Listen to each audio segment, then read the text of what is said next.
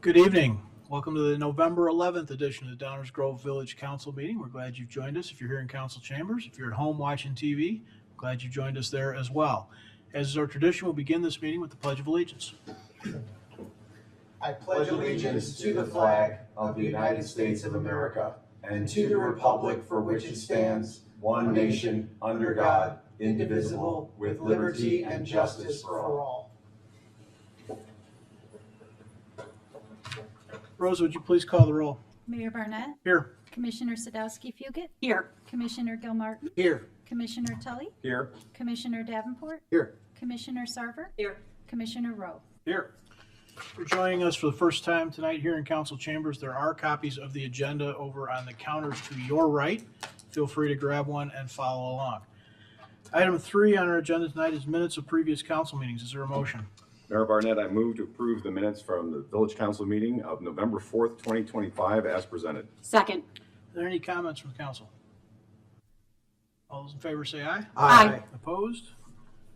Passes unanimously. Item 4, public comments. This is the portion of the meeting where we take public comment on items not on tonight's agenda. As a reminder, if there's an agenda item coming up that you'd like to speak about, we will have public comment at that agenda item. So for the moment, anyone with comments not on tonight's agenda?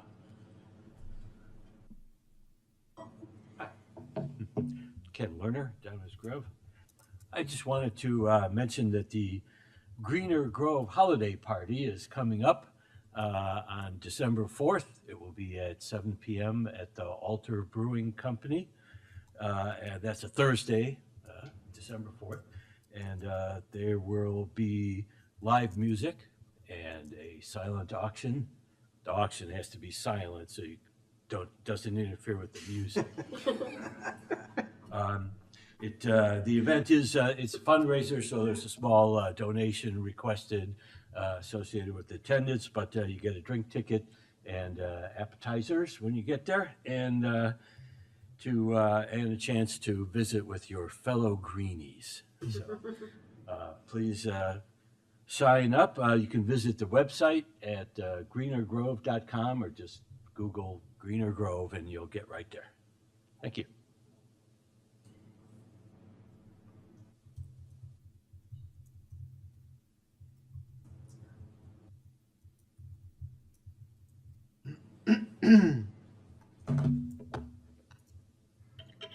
Good evening, Council. First of all, kudos to the minutes writer for again providing misleadingly innocuous summation of my remarks about the garbage contract effort and its relation to the village's purported goal of sustainability. Kudos also to Commissioner Sadowski-Fugit for her attempted sixth stave in response to my comment about historical information on the amount of waste residents are producing. The kind of data I was looking for would have extended as far back as possible in order to show the impact of the population and economic growth councils have pursued. Finally, kudos to Council Chair Barnett for confirming by his brief but dismissive response to my comment the accuracy of my criticism. His response reminded me it was early in his first term as council chair that he uttered a telling response to similar criticism then when he said capitalism can always do better. His comments last week suggest he's learned little in the ensuing years and still doesn't grasp the seriousness of our situation. I appreciate the larger political and cultural realities to which he alluded. I'm well aware, for example, that Downers Grove prefers to stay 10 to 20 years behind the curve, as it did with respect to the Greenest Region Compact. My primary concern remains that our unavoidable reality is that our way of living is not now ecologically sustainable, but cannot remain so indefinitely. Which is to say, our understanding of sustainability must be of ecological sustainability, which for verbal simplicity I will refer to as ECOS here today. I've tried to describe ECOS in a way people can readily understand, as it's used in ecological economics, namely as using resources at a sustainable rate, not just certain resources, but the set of all resources on which we depend. I do not underestimate the difficulty of the challenge we face. Shifting from our current way of living to an ECOS way feels unimaginable and thus unattainable. In his response, the chair, in effect, reiterated his capitalism can always do better idea. His notion of the nature of the objective remains doing better. But the harsh reality of ECOS means the proper question is, are we doing enough? Better is assessed against past conduct. Enough is measured against a defined standard, in this case, a sustainable rate of resource consumption. The chair's objective feels to me a manifestation of a theme common in the U.S., the idea we can maintain our way of living simply by tweaking here and there, which is why I've asked repeatedly, including in a recent e-remark, is our current political economic system compatible with ECOS? Why do I ask this question? Because if you want to believe in the inevitability of capitalism and democracy and the endless pursuit of growth, you have to show how to do that given the constraints imposed by the necessity of living ECOS. For example, the idea has been around for decades that an ECOS way of living means there are limits to growth. One of the most important of these pertains to our use of fossil fuels, both because their supply is limited and because the process of burning them emits chemicals, notably CO2 and methane, which must go somewhere where they weren't before. The problem is the rate at which we are using these resources and emitting these chemicals. The evidence is clear. We're addicted to fossil fuels. And like every addict who refuses to acknowledge the need to change, we're moving inevitably toward an untimely end. My repeated entreaty to Council to define sustainability properly stems from my concern Council's inadequate definition simply facilitates Downers Grove's addictive ways. Stated differently, we can show either A, the constraints of ECOS can be put off forever, B, as our situation continues to worsen, we'll both recognize the need and have the capacity to change our way of living enough, or C, we know we're addicts and accept that we can't do anything about it.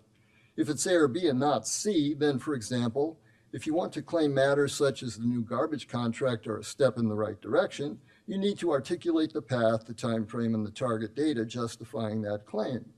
As of right now, the garbage contract introduces no actual goals in terms of either reduced total volume tossed or shifted distribution between landfill and recycled. Will Council be putting forward specific goals and mechanisms to reach them? And an explanation how and why its proposals signify doing enough? As a policy guide, does Council's big sustainability plan say anything about consuming resources at a sustainable rate, or does it simply promote doing better? Does it contend DG's reality is A or B? Or are we forced to conclude, in spite of the plan's name, DG's reality is we're irredeemable addicts? That's how I interpret Chair's response last week. We're addicts. Yes, we may try to cut back some and succeed perhaps in cutting back some, but we will not move toward an ECOS way of living until ecological realities leave us no other choice, assuming we can even survive at that juncture. In short, the gist of my criticism is that if Council wants to prove DG is not addicted, Council needs to show either A, we don't need to worry about resource limits, or B, we're on the path to using resources at a sustainable rate. Thus far, Council's cultural and financial preference to remain 10 to 20 years behind the curve leaves responsibility for that proof to others, which means absent appropriate logic and data, Council's claim it's meeting its sustainability goal is as groundless as our current president's endless boast of thanks to him, the U.S. has the greatest this, that, and the other thing ever. Finally, in thanking you for your attention, let me add, I look forward to seeing how this meeting's minutes do their addiction facilitating best, summarizing my remarks. Perhaps, quote, David Rose repeated his concerns about the new garbage contract, unquote.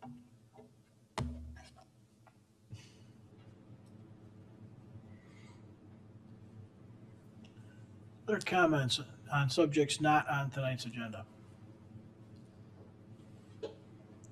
Okay, let's move on to the consent agenda. Is there a motion? Mayor Barnett, I move to approve the consent agenda as presented. Second. All those in favor say aye. Aye. Opposed? That passes unanimously. Item 6, our active agenda. This is the portion of the meeting where we take up subjects on which we have had at least one public conversation prior, sometimes multiple. These are subjects on which we plan to take action this evening.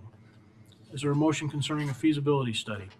Mayor Barnett, I move to adopt a resolution providing for a feasibility study with respect to the potential designation of an area as a tax increment financing development project area as presented. Second. Are there any audience comments or questions on this item?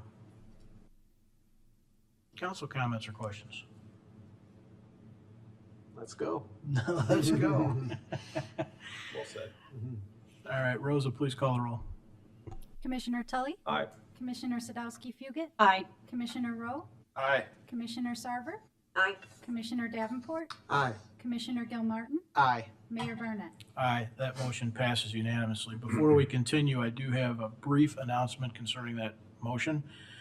This is a requirement of the process, so on December 10th, 2025 at 7 p.m., the Village of Downers Grove will be holding a public meeting here in the Betty Cheever Council Chambers at the Village's Civic Center related to the Village's preliminary consideration to create a tax increment financing, or TIF, district for an area generally bounded by Washington Street to the west, the village boundary to the east, Austin Street and Sheldon Avenue to the north, and 2nd Street. The purpose of the public meeting will be to advise the public and the affected taxing bodies of the village's intent to prepare a redevelopment plan and to potentially designate a redevelopment project area, or TIF district, within this general area. In accordance with state law, additional notice of this public meeting will soon be transmitted to the affected taxing bodies, as well as to taxpayers of property and residents within the proposed TIF district. Additional information regarding the village's plans for this public meeting can be obtained by contacting the village's Community Development Department. Also, information regarding this scheduled event will be posted on the village's website. Like many of the things we do, there is a variety of both voluntary and maybe involuntary notification requirements, and so we're doing our best to comply with all the laws associated, but we're also going to do our best to make things available to our residents above and beyond that. So please, if you're interested, make a point of attending that meeting. Okay, is there a motion regarding the tax levy? There is a motion, and you may want to go for a walk. Mayor Barnett, I move to find and determine that the aggregate levy for the Village of Downers Grove, as defined in the Illinois Truth in Taxation Law, estimated to be necessary to be raised by taxation for 2025 upon the taxable property in Downers Grove, is $32,750,518.76.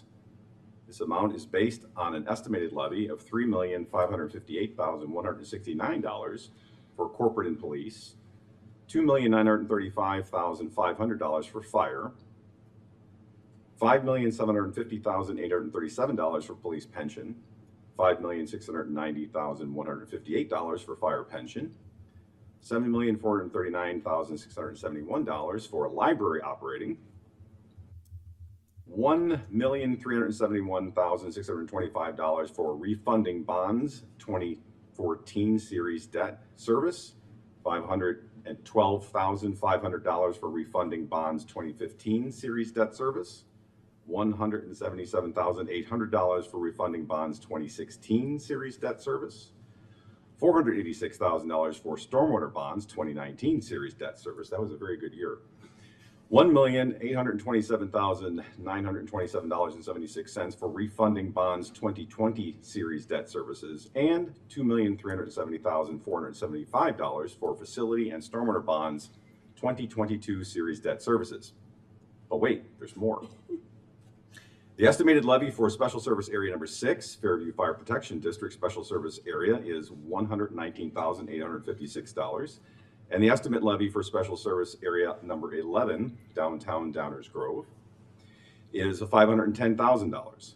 The estimated levies are zero for the following Special Service Areas.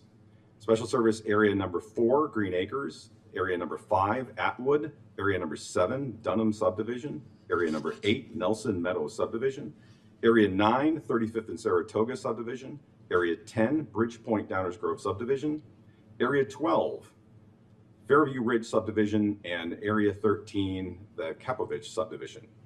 There is no Area 51, just in case you were curious. There will be public hearings later on these aggregate levies, and staff is also directed as part of this motion to prepare ordinances to abate certain 2025 tax levies. Second. So there's a quiz now. If you'd all take up your pens. Any audience comments or questions on that item? Council comments or questions? Chris, go I ahead. just want to go on the record to say that I believe Area 51 is very real. I agree. Commissioner Tully. We'll have a discussion maybe at a later date. Change my mind. Well read, sir. Thank you. And somehow it feels like Commissioner Sadowski-Fugit got off easy. Yeah. This One was word. not the week I was going to ask to move things around. I figured I'm just going to take that one. Any other council comments or questions? Rosa, please call the roll. Commissioner Tully, Aye. Commissioner Sadowski-Fugit, Aye. Commissioner Rowe, Aye. Commissioner Sarver, Aye. Commissioner Davenport, Aye. Commissioner Gilmartin, Aye. Mayor Barnett. Aye, that too passes unanimously. That ends our active agenda for this evening. Item 7 on our agenda is first reading items. These are items we are taking up this evening on which we do not plan to take formal action. These are items that may be discussed tonight for the first time or perhaps for the 5th, 6th, or 10th. But these are items on which we do not plan to take formal action this evening. These will be discussions only. Dave, over to you. Thank you, Mayor Barnett. There are 3 items on tonight's first reading agenda. The first is further consideration of the FY26 budget. This is our 3rd public discussion of the proposed budget. You can see on the slide here. Tonight, I will give just a brief overview of the budget that was presented last week. In fact, I'm just going to rely on the screen. There are 12 key points were presented last week and presented again Saturday at coffee with the council. What tonight is really about is hearing about the budgets and funding requests related thereto from our partner organizations, the Downtown Management Corporation, Downers Grove Economic Development Corporation, and the Downers Grove Public Library. To start us off, we'll introduce Brian Gay from the Downers Grove Economic Development Corporation.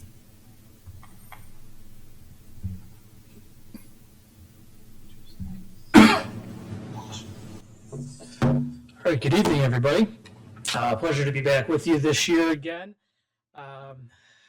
I think before we get into the actual nuts and bolts of the budget request for this year, I know it's been a while since we last met, and I was able to update you on our progress in terms of our economic development programming. So I thought first this evening we would start with just some accomplishments from the past year and some of the reasoning for our request going into FY26. So to begin, we're going to start with some overview on our projects. So in 2024, the Downers Grove Economic Development Corporation, we tracked 16 major projects that were either announced or completed within the village of Downers Grove. These projects accounted for over 770 jobs created or retained within the village, consumed over 70,000 square feet of either industrial, office, or retail space, and had a positive impact of over $17 million of private investment within the village. We also tracked 50 permitted projects, or also known as our wins list here in the village of Downers Grove. These projects then contributed over $90 million of private investment within the village of Downers Grove. As we look towards 2025 and our year-to-date numbers, to date, we have tracked 8 different projects within the village, contributing 290 jobs, either created or retained, 200,000 square feet of consumed space, again, in either industrial, office, or retail, and $9 million of private investment. Of those, then, we are also tracking an additional 26 projects in our CRM system that could either be announced or started later on this year, or setting us up for progress next year. As we look then as to what exactly these projects were, we start drilling down a little bit, and I will say a lot of this information was shared at our annual luncheon. If you'd like to find out more about those in detail and listen to our podcast, you can find that on the Dig Deep podcast, where we go into detail on that. But to begin with, we take a look at Ogden Avenue. So a couple of projects that you're all aware of. Andy's Frozen Custard is slated now for grand opening sometime in January. They had some comment issues, but again, a project that we've been working on throughout its entirety. 1250 to 1252 Ogden Avenue is an Investia project with a multi-tenant retail center. Scooter's Coffee will be doing a ribbon cutting sometime here in the next couple of weeks. They're set for a soft opening, I believe, next Friday. So we're excited about that. And then MI Homes, which I know went through council earlier this year for 35 single-family residences just north of Ogden Avenue. As we look over to Butterfield Road, we have the Marshalls and Home Goods, which opened earlier this summer in the Fountain Square development there. Right next door, Bob's Discount Furniture will be coming to Downers Grove, taking the former Bye Bye Baby space. As we stay in the Butterfield corridor, the 3300 Finley building, formerly the Fry's building, is going to be Midwestern University's companion vet clinic. And then Wendy's will be opening here in the next couple of weeks with a grand opening at 1330 Butterfield Road. As we look at corporate offices space, we had a number of new headquarters facilities open in the village of Downers Grove, one being Federal Signal up at 1333 Butterfield Road. Healthcare Service Corporation expanded their headquarters facility at 3500 Lacey. Ryerson, a consulting firm, opened at 2655 Warrenville Road, and Instant Brands in the Highland Landmark 3 building expanded their corporate facility. Looking at industrial space, the Fresh Factory, one of our 2025 Cornerstone Award winners, opened and expanded already their new location at 3600 Lacey Avenue. Bridgepoint number 4 at 2300 Warrenville Road had a successful groundbreaking just 2 weeks ago. And Phelan Development is in the entitlement process and waiting for construction to start later on this fall at 3900 Finley. As we go into downtown, I won't get too much into this because I know Aaron is coming up here next, but we have a number of projects under construction within the downtown: Domain on Main, the Rec League, and LCI Development 750 Curtis Building. We also have 2 projects that are going to start construction next spring, with Four Corners Development on Forest Avenue and High Point Living on Warren Avenue. And then there's a number of new businesses have started here in downtown Downers Grove. Magnolia Soap Company, Bubbly Side of Life, and Rinaldi's made a big announcement just a few weeks ago. As we look around the rest of Downers Grove, the Meadowbrook Shopping Center has started construction on the new Starbucks facility there, as well as Jersey Mike's. And then we had a successful ribbon cutting for Roasted Elements Coffee Company over on Fairview Avenue. Looking at some of our other programming opportunities at the DGEDC, so we maintain a robust marketing budget throughout the year. And so as you take a look at some of our numbers from the past year, overall, year-over-year numbers, everybody looks great in terms of engagement and impressions. Our Facebook impressions tipped over 25,000, almost 26,000 for the year. Impressions on Instagram are a bit down, but our engagements are up, our impressions are up, our engagements are down, but really this is just due to a lack of focusing on Instagram, more on Facebook. And then really kind of our big leader for the year has been our success with Instagram and our new retention professional helping us out with her new business spotlights, which we'll touch on in a second.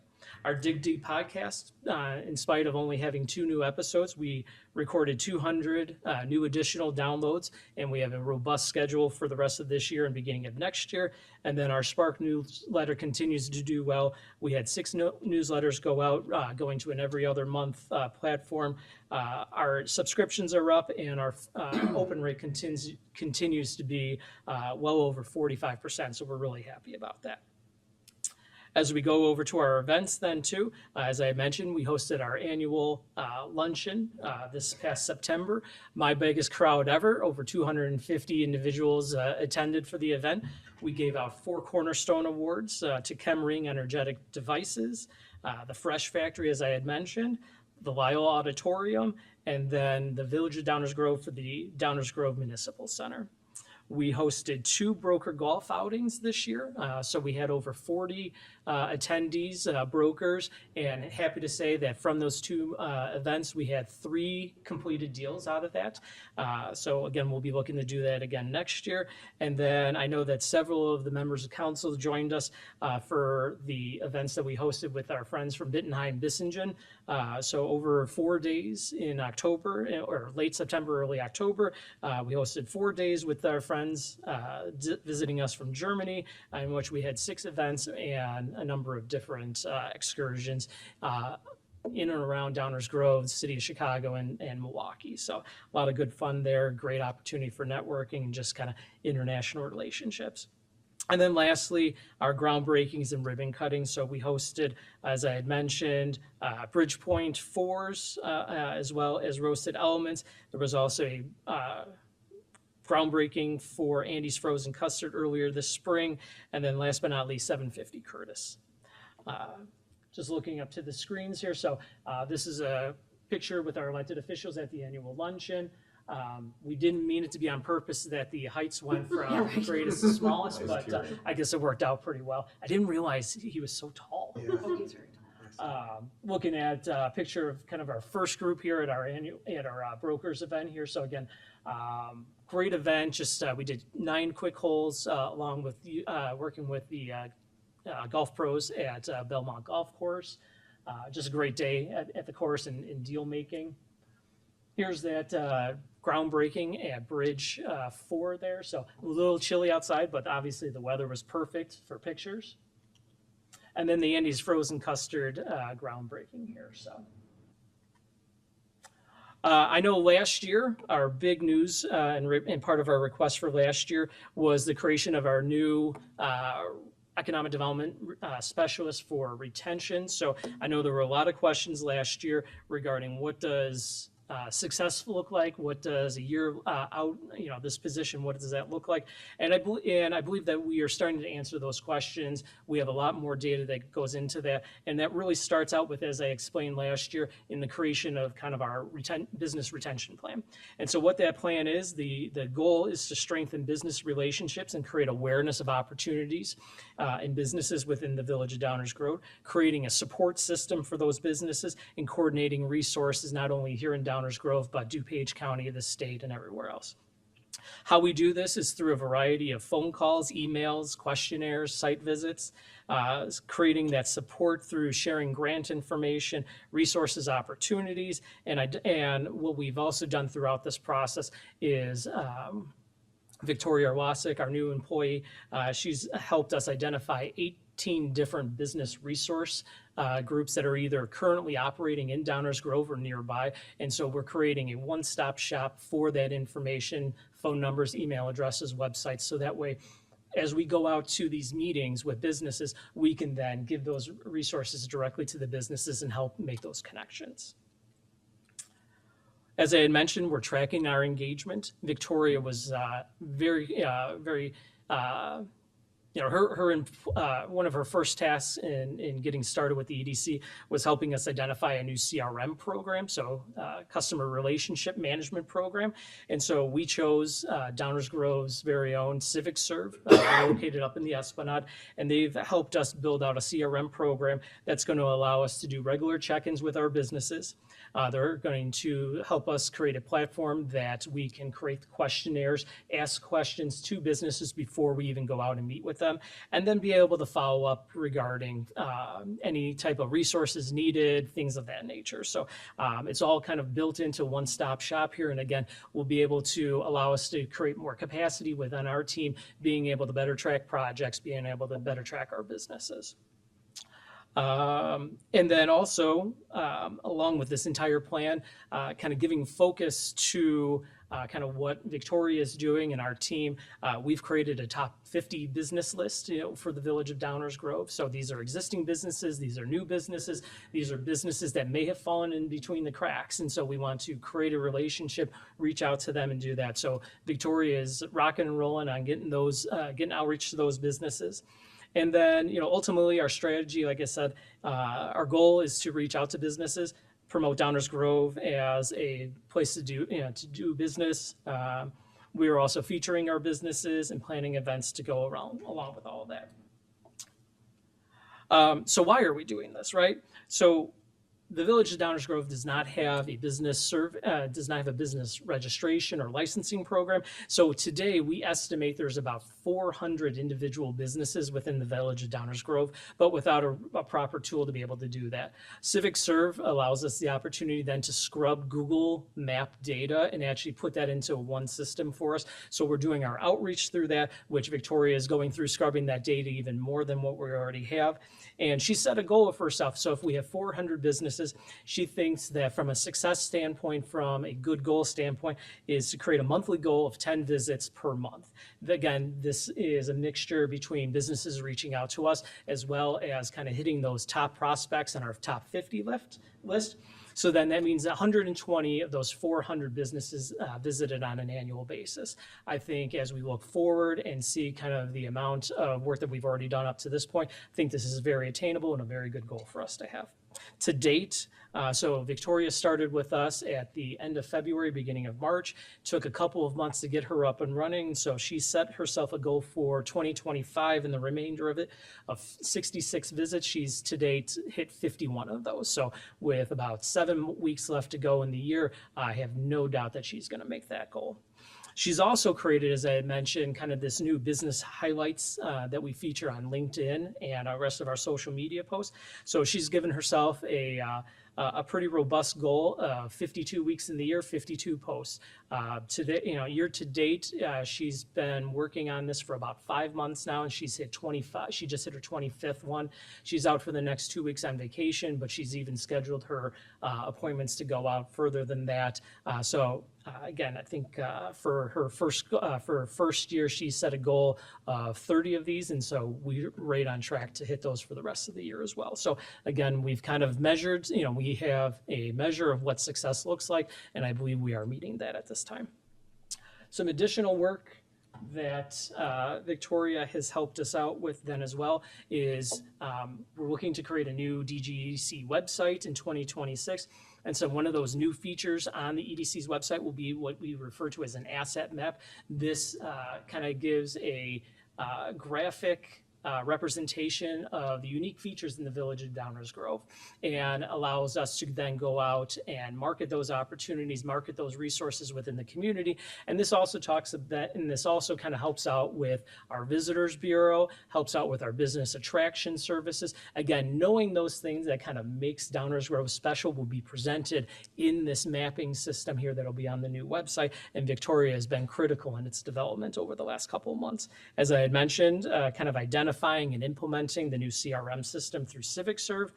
Also, as part of Victoria's business retention efforts, one of the groups that we had her focus on early on and often was kind of our new car dealership groups there. So she reached out to them and helped us formulate a car dealership roundtable, which on council received kind of our white paper right up after that.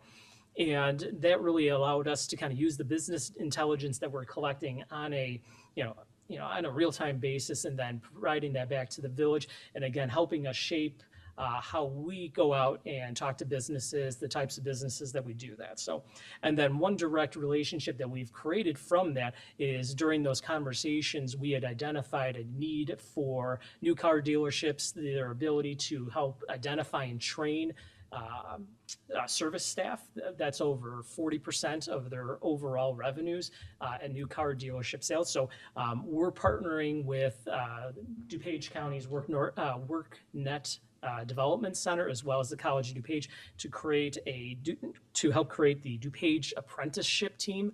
And so Victoria is kind of helping us lead the discussion with that. We've identified an opportunity for Downers Grove car dealerships to kind of get first crack at creating an apprenticeship program for new car dealership mechanics in that program. So we'll be starting it out here in Downers Grove and then rolling it out to all of DuPage County in the coming years. So I'm very excited about that. So with that, I'll actually get on to kind of the business of the evening here, which is our FY26 budget request. So for this year, we have a request to the Village Council of $714,064. And with that, we have an expected carryover of just over $19,000.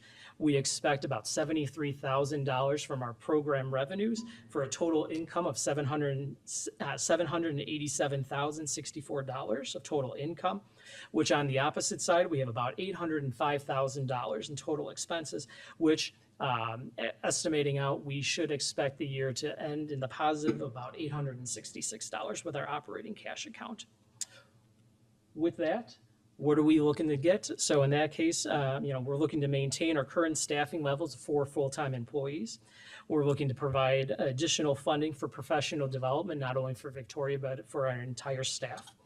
We're also looking to replenish our special projects fund over the next 2 years, which we've had 2 projects, which we've done a strategic spend down of that account, which then we look to have that kind of replenished, as I had mentioned. We had mentioned kind of the new DGEDC website. So our website was built in 2015, and it is a dinosaur in terms of technology and marketing. And so we're looking to kind of revamp that and create some new features, and again, kind of integrate all the new things that we have with our CRM program. We have some opportunities for some expanded marketing efforts, and as I mentioned, kind of maintaining and increasing our Spark outreach into the community through our retention efforts. So with that, I would be happy to answer any questions. Thank you, Brian. Any comments or questions from the council? Leslie, go I ahead. have a couple quick questions. Please. So looking at the difference between the projects in 2024 and 2025 year to date, there's a pretty big discrepancy, right? Do you see that in terms of just ebb and flow of things, the availability of properties, or are you saying this is a larger pattern throughout the region? So I think it's a little bit of both. So we had, if you all recall, we had a number of projects hit right at the end of last year, right?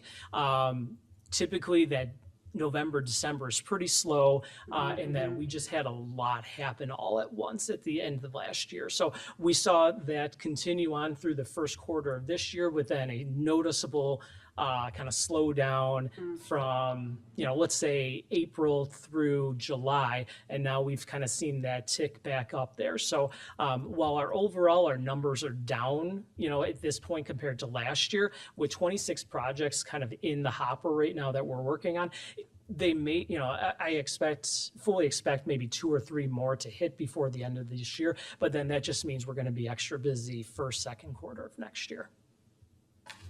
And then the only other question I had, so you talked a little bit about the apprenticeships for car dealerships. Yes. Is this like a registered apprenticeship with the We're working on that. So the expectation is to eventually get to a registered program with the federal government. So one thing really it seems like Washington, D.C. on both sides of the aisle can agree on is apprenticeship programming. So WorkNet DuPage received a fairly sizable grant earlier this summer.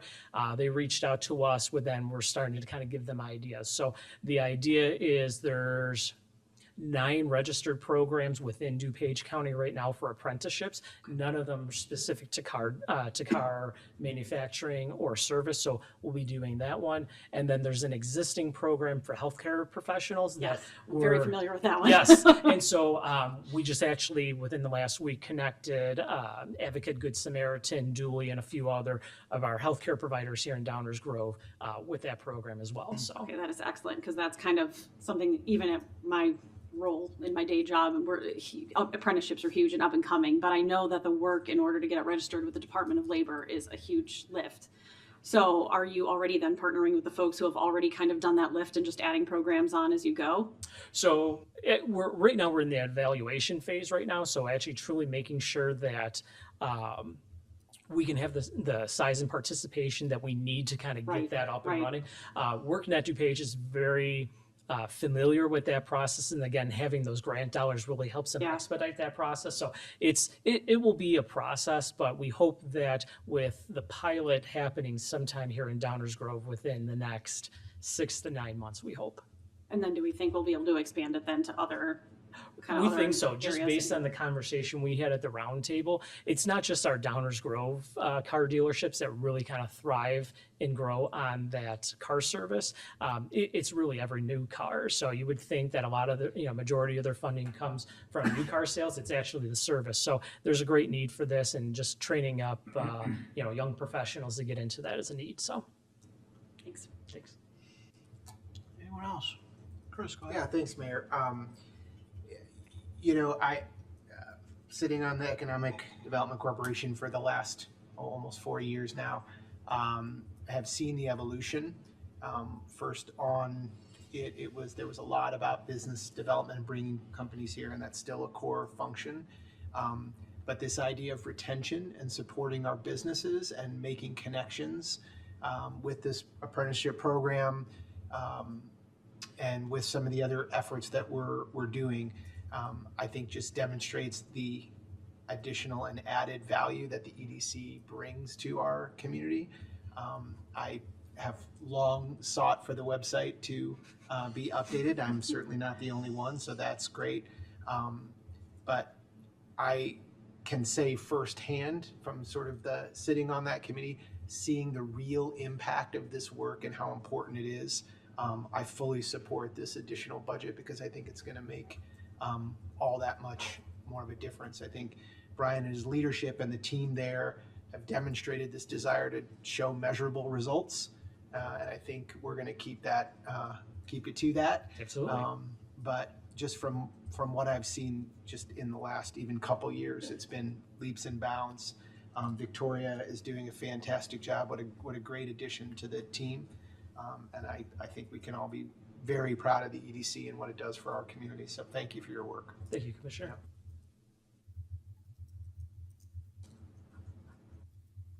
I'm going to go to Mike first. Please. Mike, thank you. Yeah, so a lot of good news in this presentation, and I too am really happy to see the website reboot, because there's just going through it. There's just several things I think are in need of updating, and some great things with Spark and our focus on retention. But I wouldn't be doing my job here if I didn't ask a few critical questions, right? Fire away. So for one thing, on the presentation, I think as we move forward, right, being able to see this sort of measure of success. So for instance, the focus on the visits makes a lot of sense that we're doing that. But the success isn't in having the visits, right? The success is going to be in what result we get out of making those contacts, making those visits. So I'm hoping in the future we can start to see, some data on how that's going and what results from that. In particular, how this effort is working for us. If we hadn't done this as compared to what we're doing, what's that difference, right? Sure. That we can show, we can demonstrate that this is making a difference. Question for you on the retention. Have we been looking at also who has left Downers Grove, and discovering why? So, because we don't have a business registration or licensing program, it really is hard to know, one, who's in town. It's even more difficult to find out who's left, right? So we know of some of those conversations, and unfortunately, a lot of times when a business is leaving, we find out too late, and it's like, oh, we didn't have a chance, right? And it's like, oh, I didn't know there was a resource available. So that kind of data is only going to come to us by making these visits, right? And a lot of the seeds that we plant today will not grow for years, maybe never. Hopefully we have some of our businesses that never need to actually retain our services to stay or overcome an obstacle, right? So, but if they are, they'll at least know that we're there and that there's a resource. For those that do, reach out, after we've kind of, had that introduction. Again, that's part of kind of the questionnaires that we ask and just gathering that data. So as much as we want, kind of create the relationship, we're also looking for that business intelligence as well, because we can identify that if one business has an issue, more than likely another one of our businesses has that same issue as well. So I've seen that in other past communities I've worked in. So I expect it to kind of continue here. And again, that's absolutely the kind of data we'll be collecting. So, well, you mentioned that there's this tool that you're able to use by scrubbing Google and right. So I'm kind of building the case for you in doing that. I mean, this makes sense to me that you're doing this. Yes. And so part of the effort initially is identifying all the businesses that are here, right, and who those people are, meeting with them, and then once we have that, right? We should be able to kind of monitor that as things are going along. Yeah, so I mean, today I can say it is working. So we actually knew that Brick House Tavern up on Butterfield Road had actually closed before we actually knew that it had closed. So it's like, oh, we got the data in the CRM, and it's like, all right, let's see what we can do to reach out. But at that point, they had already closed. So, but yes, that's definitely something that we can capture. Well, this is terrific. This is the way we need to go for sure. And then just overall in terms of the presentation, I think it would be helpful for us and for those watching that if we had some if we were showing some year-over-year changes in terms of actual data, like some of the charts that our staff tends to put together for us, right? So you can see what's the change from 23 to 24, 24 to 25, so we can see what those trends are, which you can find in digging through and looking at previous year and that. But in the presentation, I think it would be helpful to have that going forward, just as a. So typically we do supply during these quarterly, when we do go back to quarterly updates, we will have those numbers, vacancy rates, new businesses, all that stuff. We will have that information in there as we typically do. I wanted to just base this off of our projects and some of those other key issues that we're identifying within the budget. So, but absolutely, next time I'm with you, you will have that information. So, That's all, Mayor. Thank you. Thank you. Martin? Thank you, Mayor. Thank you for the presentation, Brian, and I likewise really appreciate all the efforts of you and your team. Mighty, but small but mighty group that does a lot of good impact for the community. Very briefly, can you describe a little bit of the type of professional development that you're planning on investing in? So for myself, I have to kind of keep up with my certification, economic development certification. For Victoria, she's still young in her career, and so we're trying to get her more experience with that, going after the same certification. So she started that process in October, and then she has the next few years to kind of build up her continuing education credits, and then she'll be doing that. And then I believe Lisa, our marketing professional, is planning on getting some tuned up skills for Photoshop and other things like that. So it's a little bit of everything. Okay, I appreciate that. With respect to the Special Projects Fund, for those who may not be familiar with what the Special Projects Fund is or what special projects are, it sounds a little government-like. I don't know what special projects are. Maybe at a high level, give an idea of what some of those special projects have been over the years for those who may not be familiar with them. So in this case, a lot of times a special project fund is kind of as the opportunity becomes available to us. So being that the EDC has these funds available, we can act quicker than public government, right? And so in these cases, in the past, we've used funds for to kind of get the Spark initiative kind of up and off the ground, using those funds to go out and leverage a matching grant with the state of Illinois and their Community Navigator program. We've completed in the past with different consultants, a retail survey, kind of going out and having professionals kind of help us identify those gaps within our market, kind of doing that. We've looked at special assessments. A couple years ago, we did a hotel feasibility study as part of that funding as well. So it's a little bit of anything, but again, it's just as the opportunities become available. Also, with the new 501c3 that the EGC has created, we now have that matching grant fund as well, that if there was a federal grant to become available that we would need a match on, we could also leverage those funds to do that as well. So, thank you. Appreciate that summary. I could not agree more with Commissioner Gilmartin about the importance of retention. It's almost as important, if not more important, to keep what you already have as opposed to going out and getting new things. So really appreciate the focus on that. But to pick up a little bit what Commissioner Davenport said, he said many of the same as I was going to say. I realize the data may be anecdotal to a large degree, but of course the key is to getting out in front of things before they happen, finding out about them and identifying what solutions might be before it's too late. And I know that's very difficult, particularly when you're not omniscient. But it would be helpful to have some examples of how your enhanced focus on retention and outreach have even identified situations where you learned something you wouldn't have known but for your efforts and investment in retention. Even at an anecdotal level, I think would be would be useful to understand and highlight the importance of that. And of course, the last question is, what does this proposed budget not allow you to do that you would like to be doing? Geez, I think I have everything I want right now. I think we have the flexibility and we've built capacity over the past year with adding Victoria to staff. New CRM program allows us to work smarter, not harder in that case. And I think at this point, barring any unforeseen opportunity, I believe we have everything that we need at this time. So, Thank you very much. That's all I have, Mayor. Thank you. Anyone else? Brian, I had a question about the Spark Yes. program. What's that look like 3 to 5 years out in terms of state funding? Are they, do we expect that to continue to grow or decrease, or was that going to all be on us at some point? That was, seems like it was, if I remember right, it was the Community Navigator related correct. jumpstart kind of a thing. So what's that look like 3 years out from now?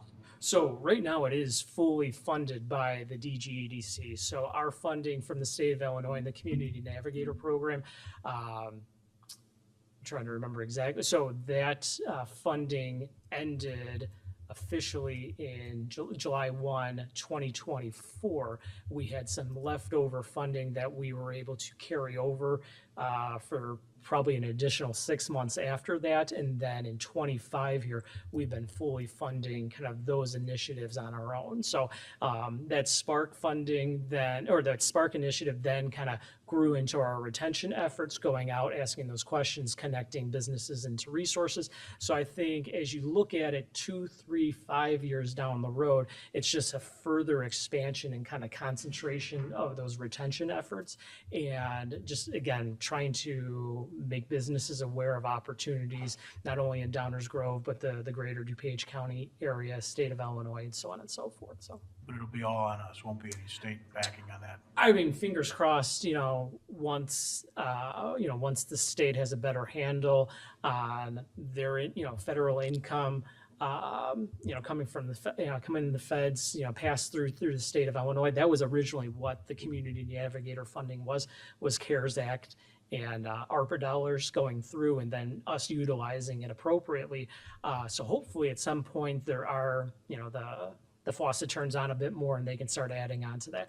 We were supposed to have additional funding from the state of Illinois for Community Navigator, but again, funds got swept into other, more important funds at that point. So, If at some point we start to build a database of businesses that leave, I think it'd be interesting for us up here to have some sense of, kind of failure mode analysis, right? What do we think drove it, and where did they go? Mhm. That would, if you're thinking about the information that might cause us to act one way or another from a legislative or regulatory standpoint, that would be helpful. Sure. So just kind of keep that in mind. It's Okay. one thing to know they left, it's all another to understand if there's anything about our environment that's controllable by us that could have helped. got it. I'm going to take this moment to just add a little bit editorial, budget related, as long as we've got EDC here. This is not questions necessarily for Brian, but for some perspective. Why do we spend $715,000 on economic development work? You've heard some description of the work they do, but let's translate that a little bit into what it means for the village's budget. Our operating budget, if you take pensions and set them aside, is about $55 million. 6.5 of that comes from property taxes. So start to do the math, right? 11 cents on a dollar of what it takes to be sure we're plowing snow and delivering the services people expect is coming from property taxes. 24 million comes from what would be classified as economic activity. So that's the deal. It's a big important part of keeping the village running is economic development. And so that whether that's retention or it's new businesses that are here or helping the businesses that are here succeed more, it's a really important thing, like 4 times the input to the village as property taxes are. So I just wanted to kind of put that into perspective. Some people feel sometimes that it's like giving money away, but it's really important to us all on a day in and day out basis to the degree that it's like 4 times the value of property taxes. So just keep that in mind. And thank you for the work you guys do. Anything else from the council? One sort of just procedural thing here. We have 3 presentations this evening similar to this one. We don't want to just randomly grill the presenters. So if audience members have a question or a comment for this portion, when we get done with these 3 presentations, please deliver those to the council, okay? Just as a matter of process for the evening. Thank you. Thank you. Next up to present their budget and funding request from the village is Downtown Management Corporation. Aaron Venezia is here, and as a reminder, the village does have a dedicated funding source for Downtown Management Corporation. It is the Special Service Area number 11. Aaron. Thank you. Good evening, Mayor and Council. My name is Aaron Venezia. I'm the Executive Director for Downtown Downers Grove Management Corporation. This is also known as Special Service Area number 11, and I am pleased to be presenting to you this evening. For some context, SSA number 11 is funded by commercial property owners within a specific boundary, which includes approximately 280 businesses and about 170 unique properties. While keeping in mind our organization's mission and strategic plan, our board of directors passed the budget in front of you. Our board is made up of 4 property owners and 4 business owners within the SSA. This budget is requesting $510,000 from the Special Service Area number 11. This amount represents an increase from prior years. This additional funding will be used for 2 primary purposes. 1, to enhance the marketing and promotion of the downtown, especially during the construction of the flexible amenity areas. And 2, to help support guiding DG initiatives, such as improvements to the Linda Kunze Plaza. Our downtown has had a continuous success of maintaining approximately 99% occupancy. This past year, we were recognized as Best Shopping Destination by Glancer Magazine readers and Best Downtown in DuPage County by Suburban Life readers. 2 of our events, Ladies' Day Out and the Ice Festival, have been recognized by national downtown organizations. And the downtown management is being recognized this week at the Illinois Main Street Conference as a recipient of a Lieutenant Governor Award for Revitalization. Our office continues to receive inquiries from retailers and restaurants to be part of the downtown. We are looking forward to the new developments that will bring more commercial opportunities. We have welcomed the following new businesses since I was here in front of you last November: Beige, Bubbly Side of Life, Clearly Reformer Pilates, Deb Wesley Photography, Dogs by Dana, Fonda de Paula, Ninja Squad, Magnolia Soap and Bath, which is currently rebranded to Verbena Soap and Apothecary, and Voss Doors and Windows. We look forward to welcoming High Ground Trading Company, Mayan Soap, Naperville Running Company, and Rinaldi's. Naperville Running Company is an example of my outreach to help try and recruit more retailers to the town. When Peak Running and Tribeca were closing, I went through my list of interested retailers. When none were a match for the locations, I reached out to Naperville Running Company to try and fill the void that Peak Running closing was leaving. They were extremely excited opportunity to join the downtown Downers Grove community. I reached out on a Friday afternoon, and they were in the downtown by Monday morning looking at spaces. All of these businesses are choosing to invest in downtown Downers Grove, and we thank them for that. Domain on Main, a new mixed-use development at 4915 Main, continues to make great progress in its construction. The Rec League is under construction and aiming for a summer 2026 opening. And this is the 3rd restaurant for our local resident, Todd Davies, and his partners that continue to invest in our community. The downtown vibrancy is also a reflection of the community, visitors, and residents. We have sold more than $35,000 in downtown Downers Grove gift cards to date this year and have reimbursed more than $29,000 so far. In 2026, we are looking to grow our digital advertising to help promote the businesses. We continue to cross-advertise via many digital and print publications and even a little radio. We also do a co-op advertising piece, which is our fall coupon book, and this is sent to approximately 21,000 households in Downers Grove and surrounding communities. In addition to the paid ads, our social media platforms and email marketing are crucial for promoting the businesses. Our office actively promotes our downtown events as well as businesses. We share our businesses' posts across social media, and we also provide the opportunity to our businesses, free of charge, to be in our weekly e-blast that is sent to more than 6,000 people. We also use our membership email database to keep in touch with the members, communicate resources such as grants, events, construction happenings, business owner meetings, and other opportunities that arise for them. The downtown is host to many events throughout the year. A handful of these are hosted by nonprofits in the community. We are continuously working with the local nonprofit organizations to help promote their events in the downtown, connect them with our businesses when possible, and coordinate the use of the nonprofit banner poles and train station banners. Our office also hosts an array of events throughout the year to appeal to all audiences, local and from surrounding communities. From larger events like the Ice Festival and Fine Arts Festival to smaller ones such as our seasonal scavenger hunts. These events are primarily not ticketed events and are free to the public. We do host one ticketed event throughout the year, which is our wine walk. This past year, we sold out more than 400 tickets in less than 10 minutes. Each year we try and tweak and where possible expand our events. We would love to be able to expand on some of these to keep them fresh in 2026. In addition to the events, we run to support local programs throughout the year. Loyal to Local is held in the summer and Candy Cane Cash during the holiday season. Both programs put money back into the downtown and remind people to support local. The holiday season is quickly approaching.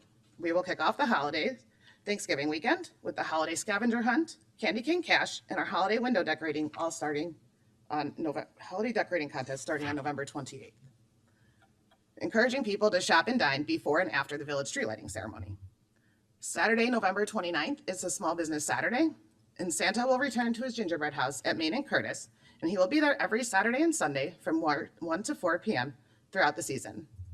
Sunday, November 30th, we will have our complimentary horse-drawn wagonette rides from 1 to 4, and keep your eye out on Saturdays and Sundays throughout the holiday season for strolling carolers. 22 caroling groups will bring more than 500 people to carol throughout downtown Downers Grove this holiday season. This is double the amount of carolers that we had in 2024. Provide a holiday accessory for the carolers as a thank you, and Merry Madness will return December 11th to kick off the last 2 weeks of holiday shopping. The aesthetics continues to be a focus area that our board and our organization will continue to focus and grow. We continue to contract with Barry for the planters, and B&B Holiday Decorating will again be lighting the town with 3D decorations. We were told our polar bear needed a friend, so keep your eye out for a new addition this year. And thank you to the village for your support, and especially Public Works for their help. With the new guiding DG streetscape plans proposed by the Village of Downers Grove, we are excited to experience these additions to the atmosphere throughout the downtown. We are looking forward to utilizing these to be able to expand our events. We know there will be some construction pains and are ready to help do our part to alleviate that in the best way possible. We also look forward to being able to work with the village and able to help support the updates to Linda Kunze Plaza, which holds a special place in the hearts of our organization. I truly appreciate the opportunity to share a glimpse into what Downtown Downers Grove Management Corporation brings to our community. We take great joy in seeing the community enjoy each of our events. I love witnessing our small business owners thrive in pursuit of their dreams while providing the community with wonderful resources right here in downtown. And I hope to see you all downtown Downers Grove this holiday season. Any questions? Bjorn, questions or comments from the council? Mike? Sure. Go ahead. Got a couple. Thank you for a great presentation. Lots of fun stuff happening in downtown, and so just a couple of questions. Any plans to do anything about your website in the near future? We would love to. So hopefully in the future, we need to increase our staffing currently Got it. so that we can free up some time to work on that. So that would hopefully be in the future as well. I was just thinking too, I mean, you mentioned the flexible amenity areas and work that'll be happening at Linda Kunze Plaza.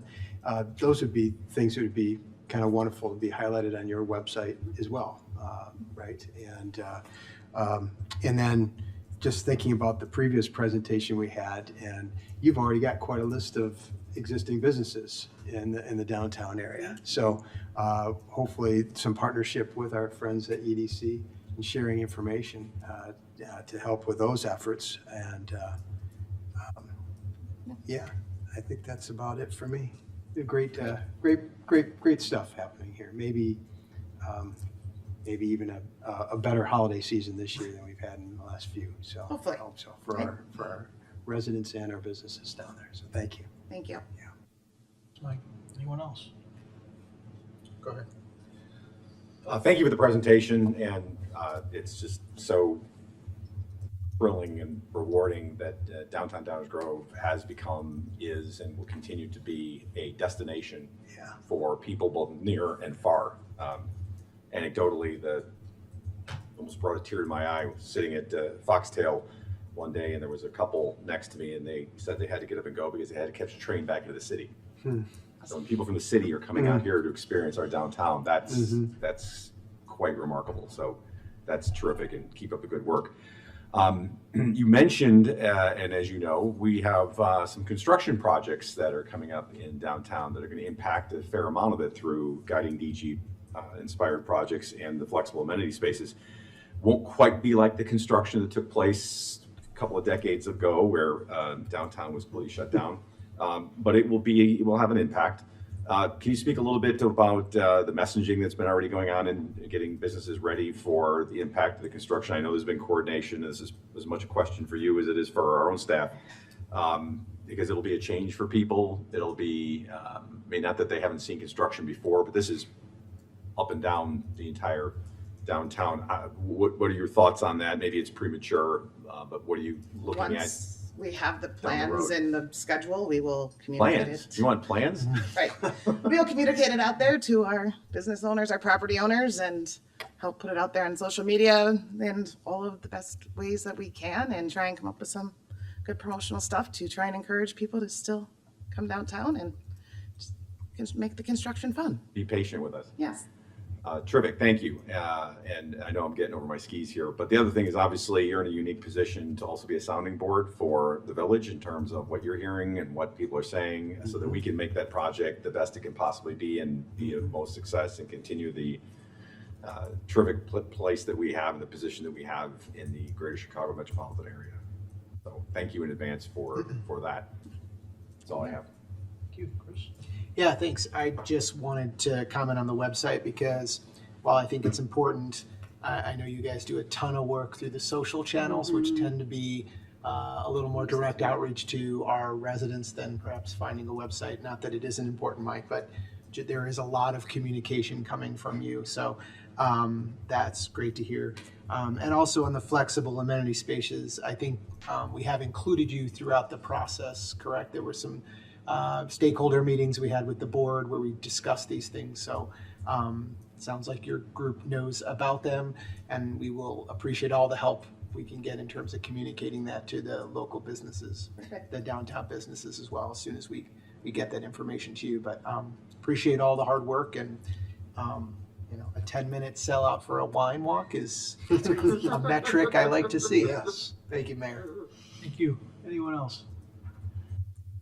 Like I did with EDC, Aaron, first of all, thanks for being here, but just some context, maybe a little more pointed context for the community that's watching this and thinking about the budgeting process.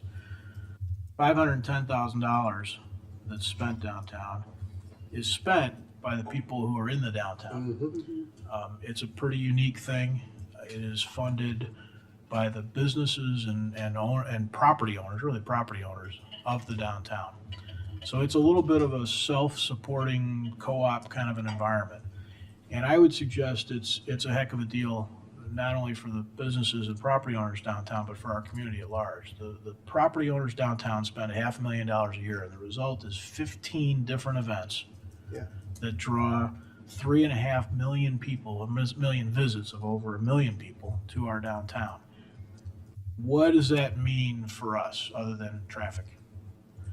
I think, and Aaron, I'm not going to put you on the spot. You don't have to answer this right this second. But I think for the last decade or more, I think we've had occupancy rates downtown that are 90 plus all the time.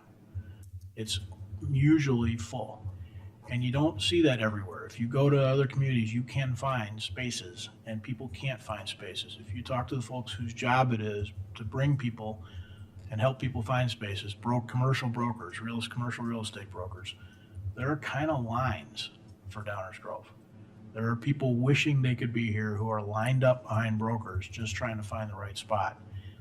That's a huge success. The village made some huge investments, help me on the time, 97, 98? Late 90s. Late 90s.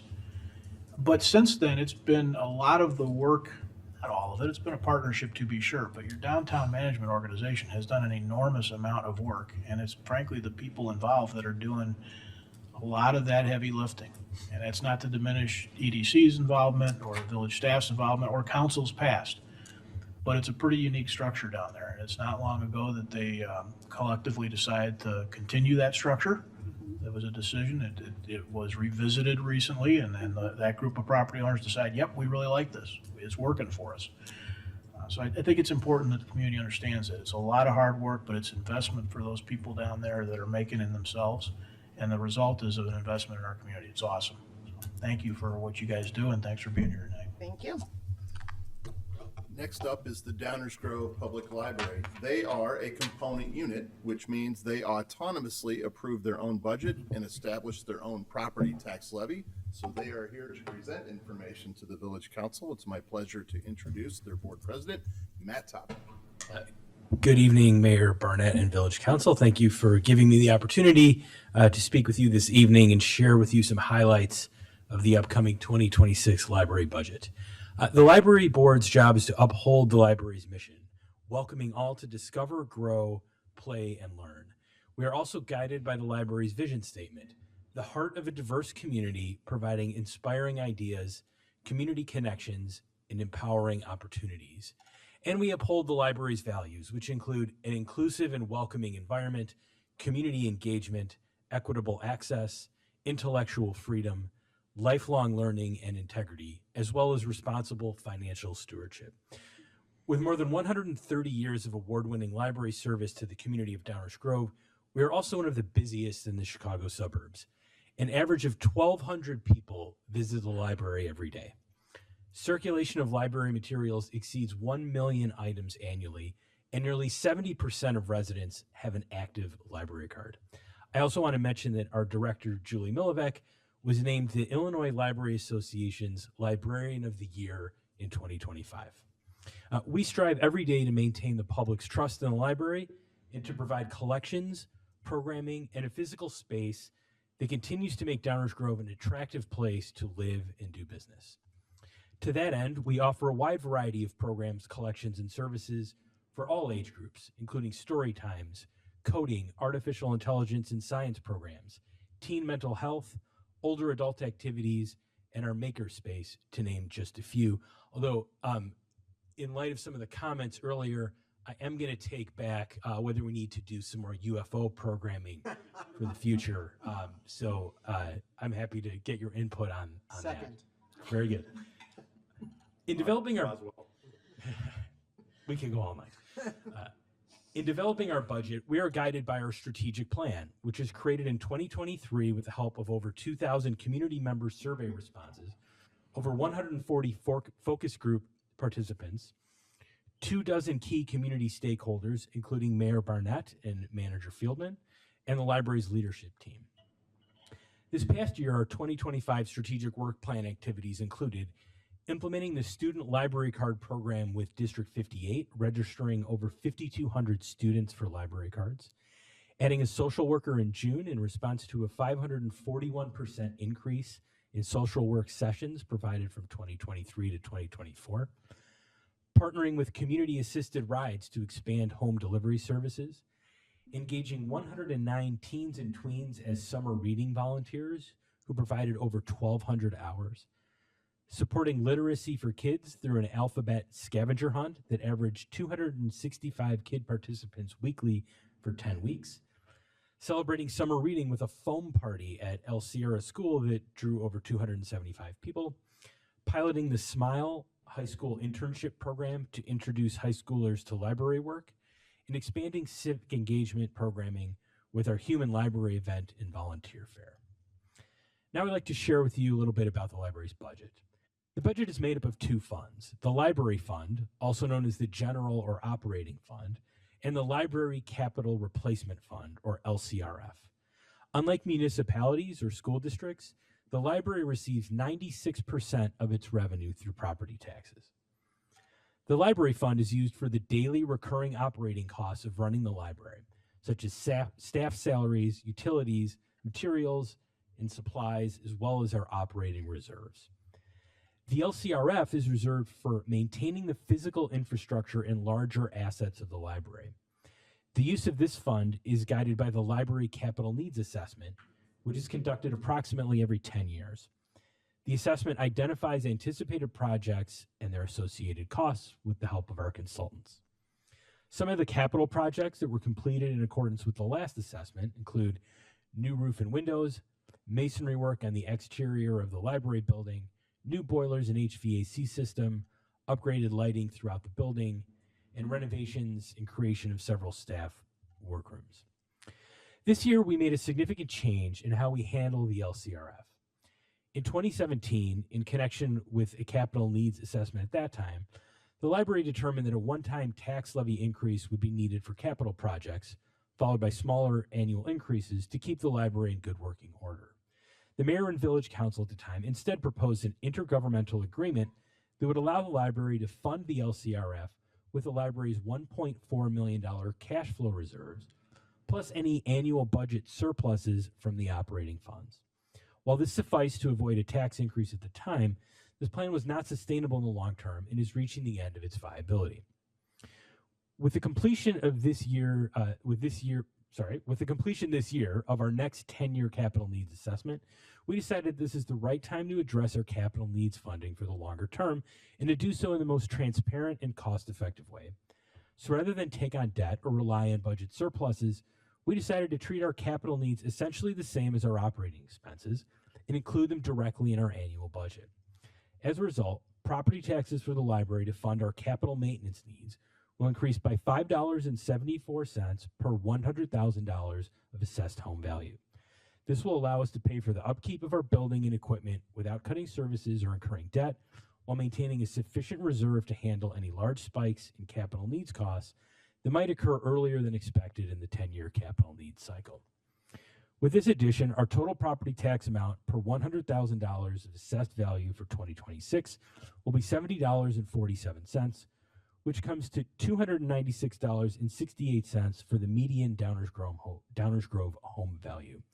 This will fund our ongoing operations, capital needs, and 2026 work plan activities, which include complying with ADA Title II on web accessibility by the April deadline, replacing our outdated telephone system, which has reached the end of its useful life, continuing the transition of the training lab into a makerspace, adding a Teen Anything Emporium collection, offering a summer intern program for college students to encourage them to consider library work, presenting the Americans in the Holocaust exhibit in April and May, and hiring and onboarding a new library director when Library Director Julie Milivec retires next March.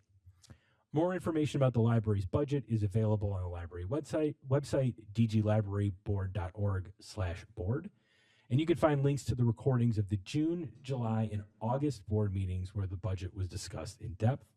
And Director Milivec is also here in case I need any help with any of your questions. So thank you for your time, and I'm happy to take any questions. Thank you. Council comments or questions?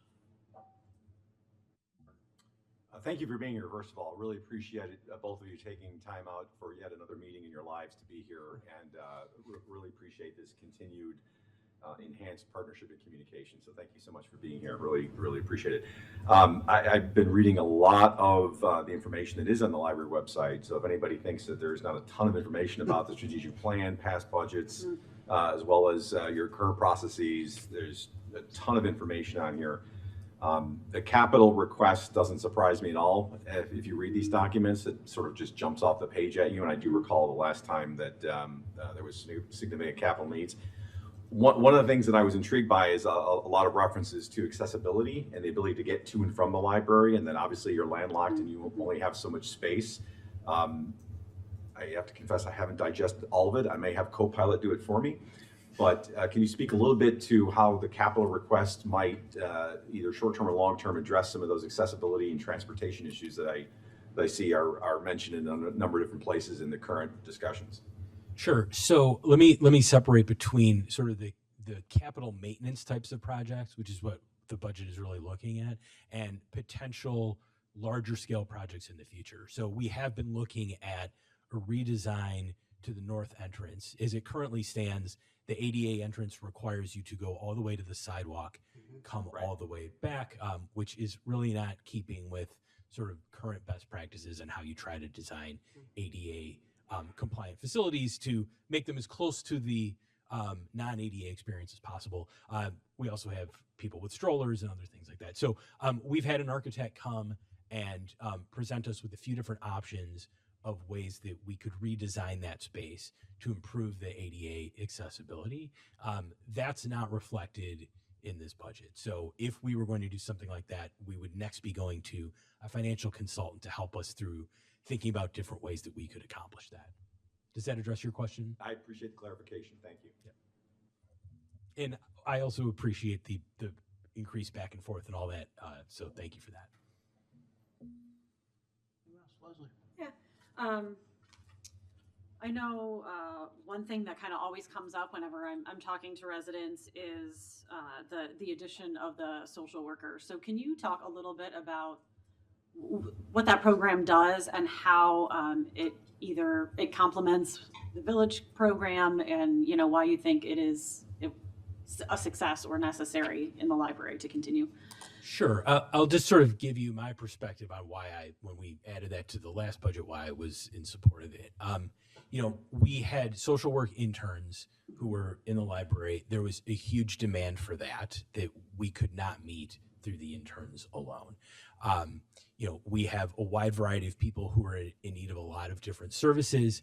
We also have patrons who can sometimes be disruptive or create situations where we otherwise might need to intervene with the police.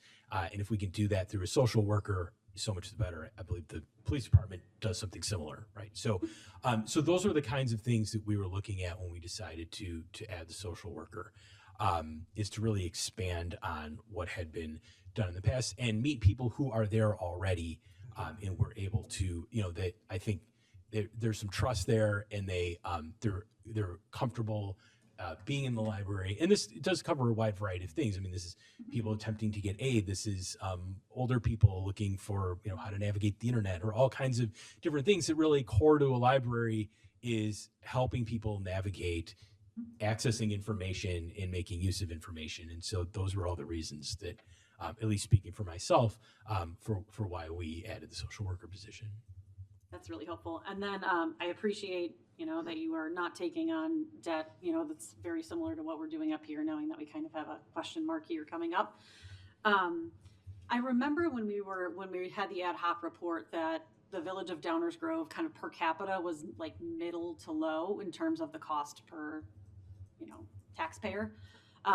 Just with this increase, do you have any sense for kind of where that is? Do you know if it's about similar to? This is a great about time mid-level? for Julie to come up and address Just that in terms of value for the community.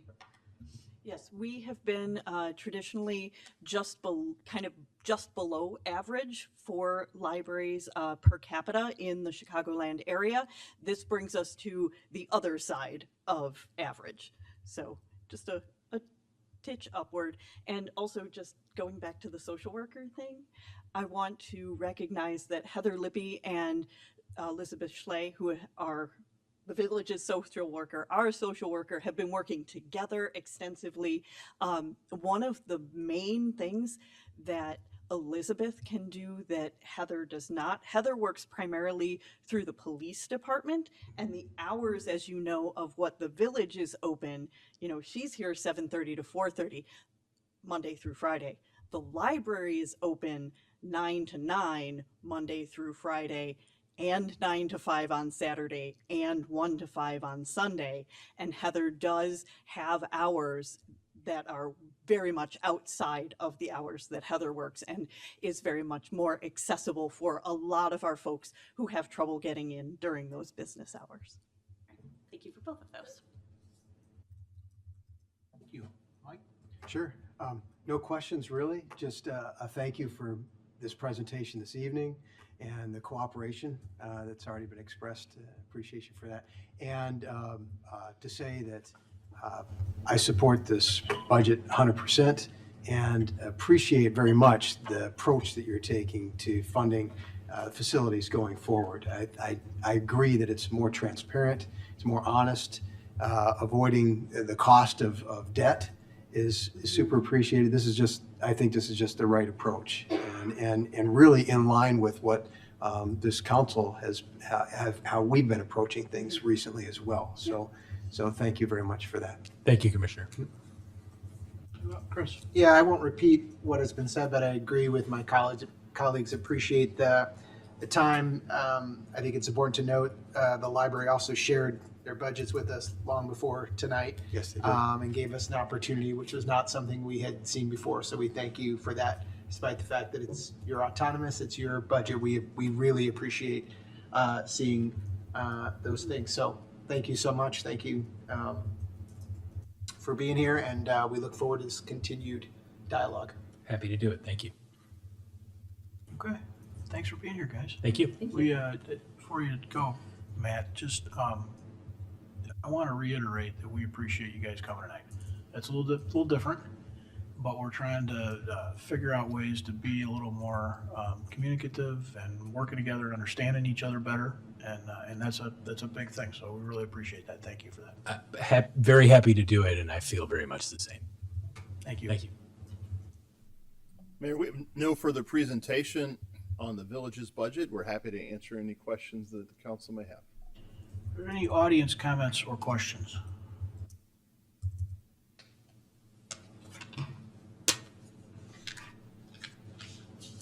I just have one question that makes me a little curious. When we talk about the many exciting things that are happening, but you shifted when you're talking about what the development budgets do for the village, you shifted away from the pension fund obligations and not taking that into account when you talk about how much the property taxes pay for.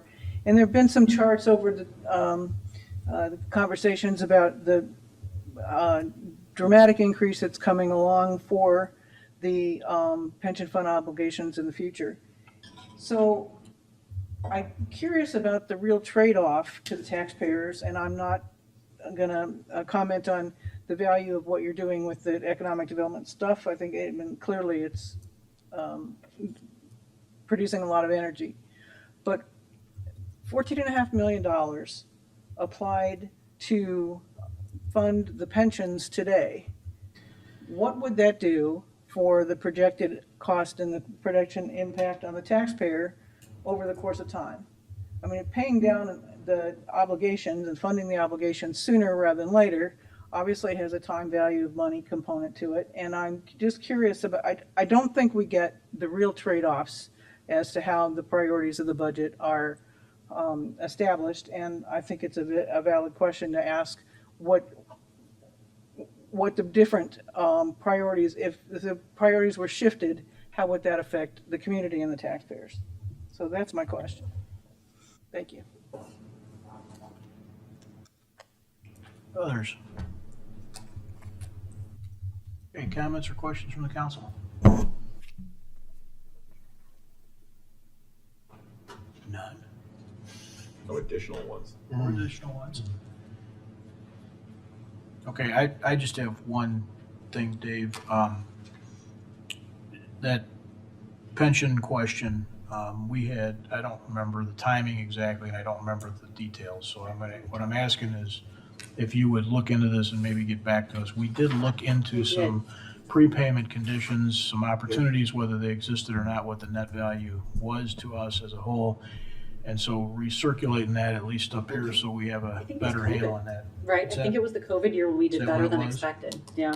There were some, Taking a look at it over the years. We even talked a little bit about it over this summer in the Yeah. Stabilization fund. Mhm. payment options, pension obligation, bond options, those kinds of things. So we'll be happy to provide that information. yeah, circulate that again. I'm gonna, probably somebody up here or over there will correct me, but just as a kind of a broad umbrella, 50,000 foot context, I think one of the sort of philosophies that has been behind a lot of the decision-making up here over the years as it relates to pension funds and property taxes has been that the pension fund is not an optional thing. Much of the budget discussion that we have are for sort of optional things. Are we gonna do, how much are we gonna invest in road repairs? We can vary that. How much are we gonna invest in stormwater? We can vary that. But the pension thing is not really up to us. I mean, it's up to us from a standpoint of the amount of people we hire and the rate we pay them has a factor there. But beyond that, it's not really a discretionary thing. And so I think we've kind of said, we're trying to do that with property taxes.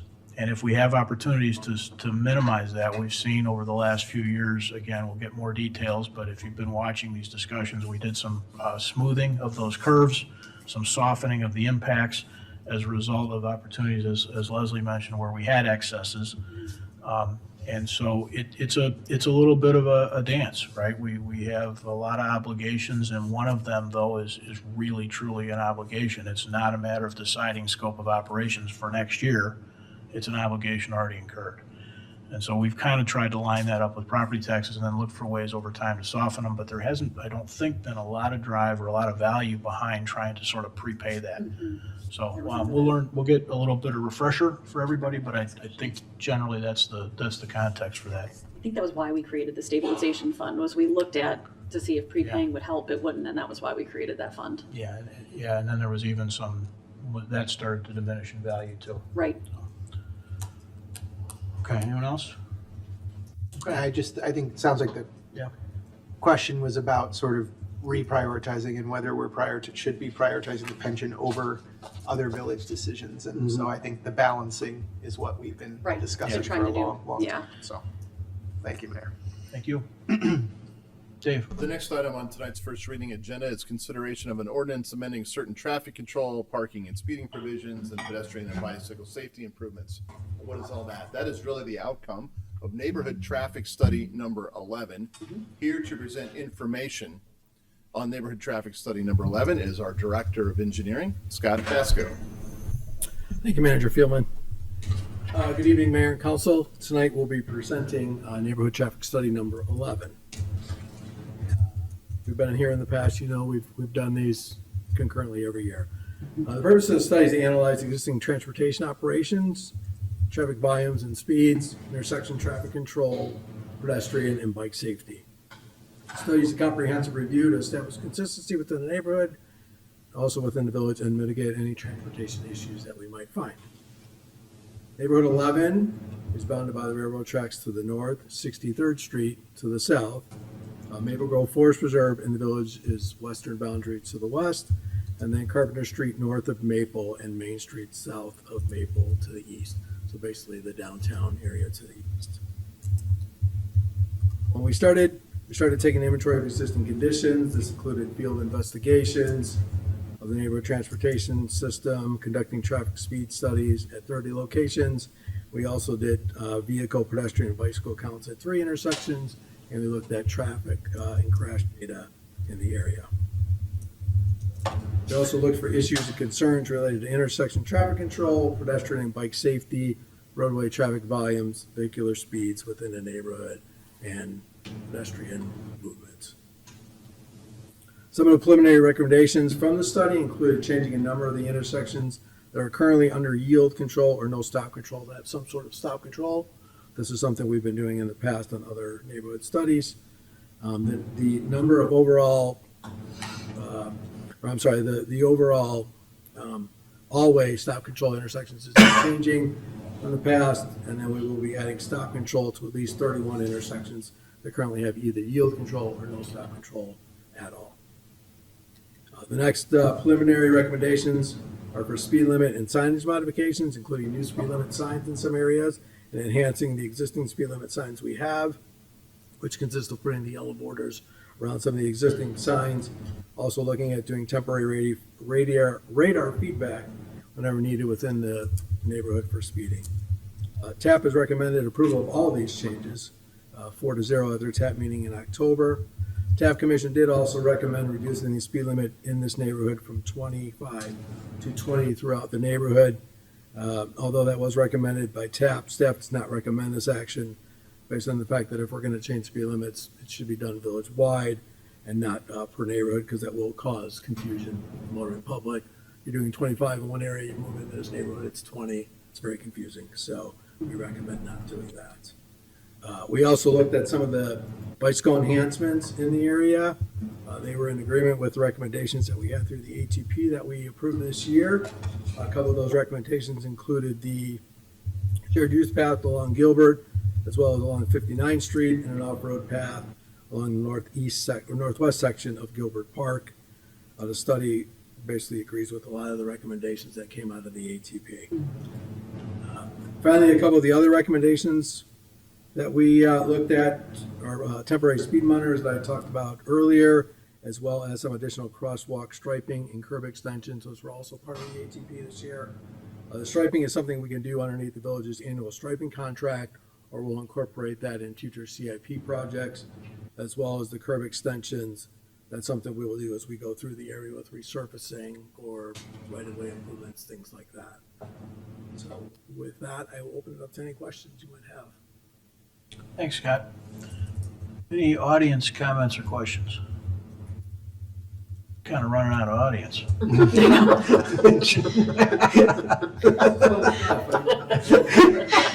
All right, council comments or questions. Tammy? Yeah, I have a comment. Thank you very much for this. Selfishly, as a resident of this area, I have seen the enhancement of the addition of stop signs that have already been placed in certain very precarious positions. I know that we're not necessarily a hilly town, but Midwesterners tend to think something that's a small grade is a hill, and that neighborhood has several of them, so it does benefit to have the additional signage. And the second thing, I discussed this with staff, but just maybe for people listening, why was the determination of 20 miles per hour deemed not feasible? The reason why we thought about, talking to our traffic expert, KLOA, who did the report, talking to our traffic engineer, is just the fact that doing it just in that neighborhood would confuse folks. And if we were going to do something like that, it would be something we would want to take on village-wide. We wouldn't want to do it on a neighborhood-by-neighborhood basis. Thank you. And I'll add to that too, some concern that the speed limit would be lower than the expected safe drive speed that is afforded by the street design. And sometimes if your speed limit is too slow, it actually has the opposite effect. So we think 25 served us well in most areas throughout the years, and we recommend keeping that. Okay. That's it, Mayor. Thank you. Thank you. Leslie? You know, one thing that just popped into my head as I'm looking through this map, and this was probably my last re-election time, which would have been 2023. I remember talking to somebody on Carpenter and Maple that stop sign, people would blow through that area a lot, and they had a lot of concerns with pedestrians, the kids in the area, because it is kind of such a common intersection. And so I didn't know, is that one of the areas where we might be doing some of those bump outs or either brighter signs or something, just a little bit of care with that area maybe to take, because I remember it, even though the stop sign was there, it was dark at night. It wasn't particularly reflective. It was kind of like an older stop sign. And I just remember that a lot of neighbors in that area had a big concern with that particular intersection. Yeah, we had actually talked to our consultant. We had a couple of folks come to the TAP meeting as well with some of the same concerns.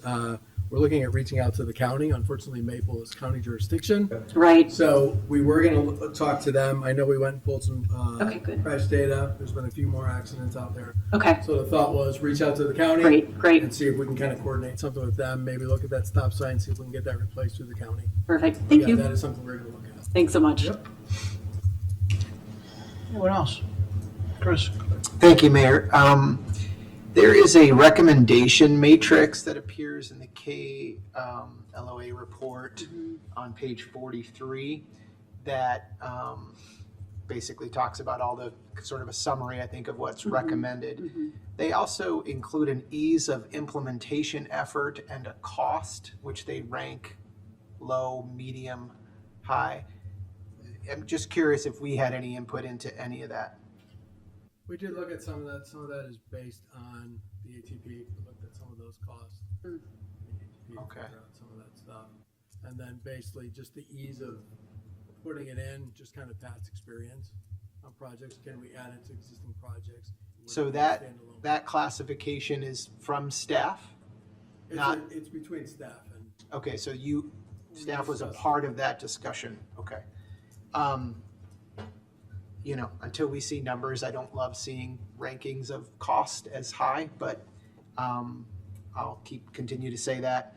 But if the staff was involved with that, that makes me feel better that we weren't just looking at this from that standpoint.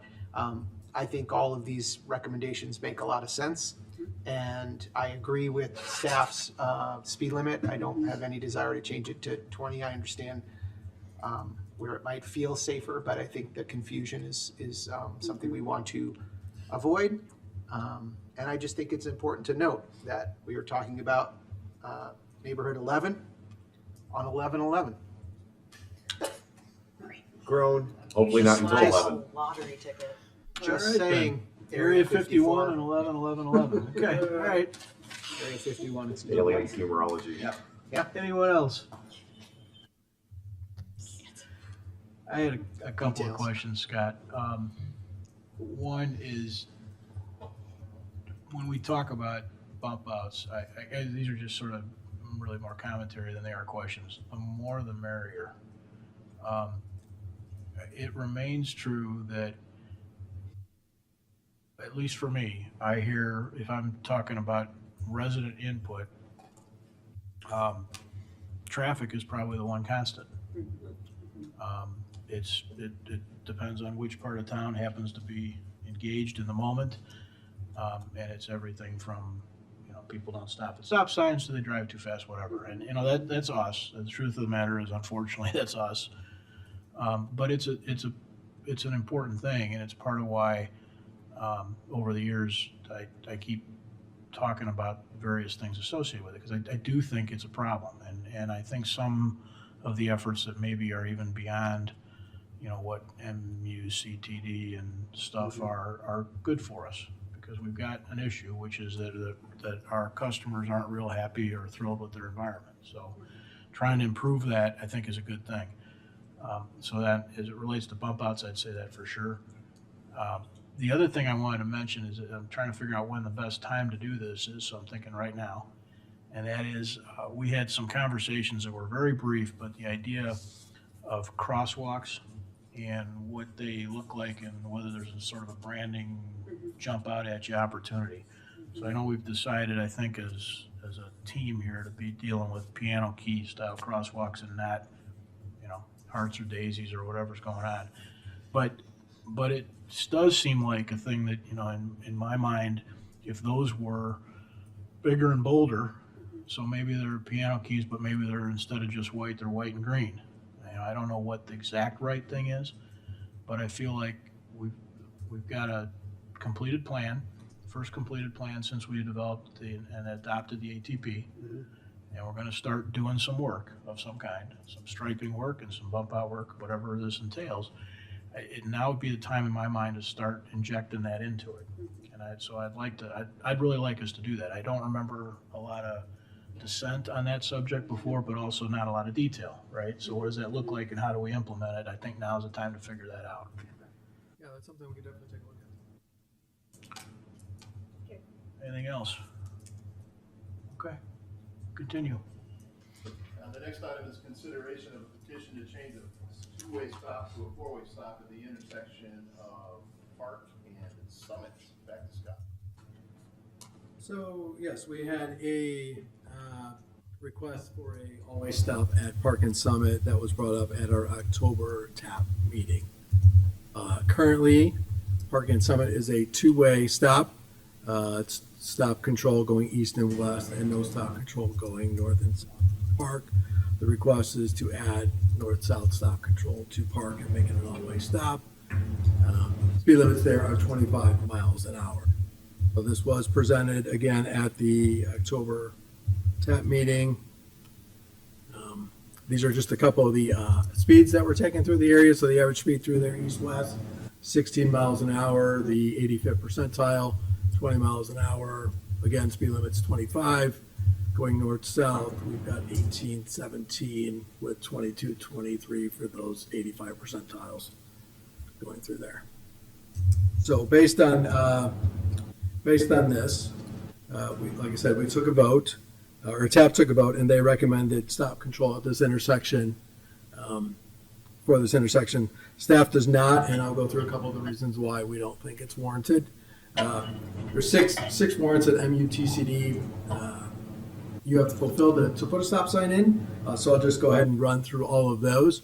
The first one is 6 more crashes within the 36-month period. I've got the staff report here that was also accompanying the draft item tonight. There were no crashes at this intersection from 2019 till the present that we could find in any of the data. Site distance challenges on a minor road. 7th Street is the minor road for this, so it does not pose any site distance challenges at this time. Also, interim transition to an increased control, so that might mean coming up to a signal or circular interchange. We don't have either of those conditions at this intersection either. Another reason for that. The next one was the traffic volumes exceeding 300 units per hour. When I go back and look at our data, we took counts in May for 2 weeks in May 2025 this year. Counts averaged between 25 and 35 vehicles per hour, so way under the 300 per hour required. Also, and then some of the additional factors for stop control could be control of left-hand conflicts, left turn conflicts, where it might improve traffic operations. We're not seeing any type of traffic problems there, needing a stop sign. And then just due to the presence of crosswalks and the pedestrian bicycle movements, we feel are good with the crosswalks there, so we don't think that the stop signs would help there as well. So that was the reasons why we were not recommending the stop sign. So, sorry. So with that, again, we're not recommending stop control, but we're looking for direction from you guys on installation of the sign. Thank you, Scott. Do we have any comments or questions from the audience on this item? Good evening.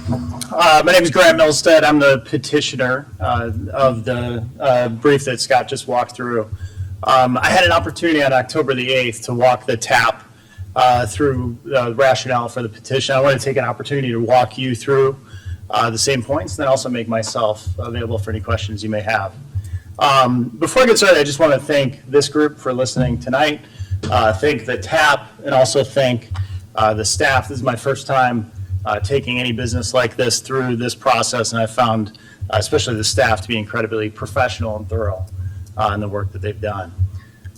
In terms of the argument that the staff laid out, you'll notice in the documentation that you've read, the staff relies really heavily on the MUTCD, the Manual of Uniform Traffic Control Devices. And if my petition was about vehicles, I would actually agree with the staff. It's a very safe vehicular corner, but my petition is actually about pedestrians. And let me tell you a little bit why this corner is unsafe for pedestrians and specifically children. You may have taken note from the picture, but Park and Summit is the southeast corner of Randall Park, which means it has two very key characteristics. One is it's one of only two arteries from the west for children to walk to Whittier Elementary School. For those that may not be familiar, Whittier is one of the schools in District 58 that is bus only. And so those children aren't walking out of convenience, they're walking out of necessity. The second, as you probably know, Randall Park is a heavily trafficked park. Tennis courts, recreational leagues, kids practices, jungle gym, and it draws a number of young pedestrians to that corner. When children constitute a high percentage of pedestrians, the lack of incidents doesn't imply safety, it implies luck. And I think we've been lucky thus far. Secondly, Scott made the point that the average during a study that took place in May was 25 to 35 movements per direction, which is 60 movements per hour. For a child crossing the street, that's 1 per minute. So you can expect the occurrences when a child is meeting a decision on whether or not to cross with a vehicle coming its way to be quite high and confirmed from the traffic study that was done. Third point, this corner, if you're coming from the south heading north, is at a 15-foot grade. Commissioner, I think you called this a Midwest hill a little bit earlier. And this Midwest hill does create sightline issues for cars cresting that hill and coming down. My children are certainly shorter than 15 feet, and all pedestrians in that section about 70 feet from the intersection cannot be visible. And so especially in situations where the pavement is wet and braking action might be limited, it creates a hazard. The other aspect is traffic that's going from the south. Often, if you're familiar with Randall Park, the only parking at Randall is on the street. And so often that one side of the street on Park Avenue is entirely occupied by parked vehicles, which means that any pedestrian on the northwest or northeast corner is usually not within line of sight to cars that are coming up to the intersection. And so as children dart out from behind those parked cars, it also creates a hazard for pedestrians. The other aspect I wanted to point out is there's quite a bit of precedent for adding all-way stops in this neighborhood. On October the 12th of 2022, the TAP approved 3 new all-way stops at Lyman and Summit, Fairmount and Summit, and Randall and Lyman. This corner actually presents the only corner of Randall Park that is not an all-way stop right now. And so clearly there's been acknowledgement around the pedestrian hazards in the area. Community consensus and lived experience, I think, is important. You'll note that my petition included the signatures of all of the residents on the corner. So all the folks that see the perils, the near misses, frequent driver confusion were in the petition. I was encouraged to see through the remarks process this evening. You guys received 21 remarks from the community in support of our proposal. The last piece is the village has a traffic calming standard. And one of the things that I sought to understand as I looked at the MUTCD that was referenced is how our calming standard kind of compares to the MUTCD.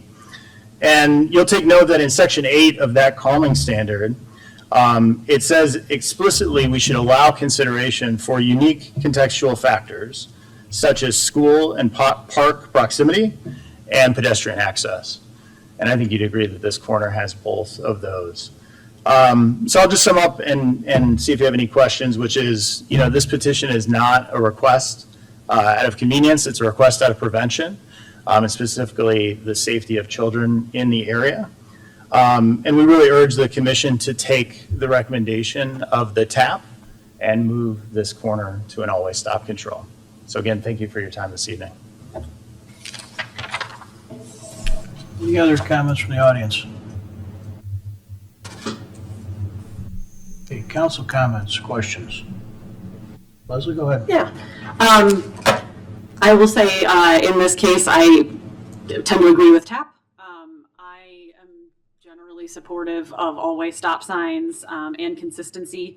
I think if this were part of a neighborhood traffic study, we would probably be recommending it, but because it's on its own, it has some different factors.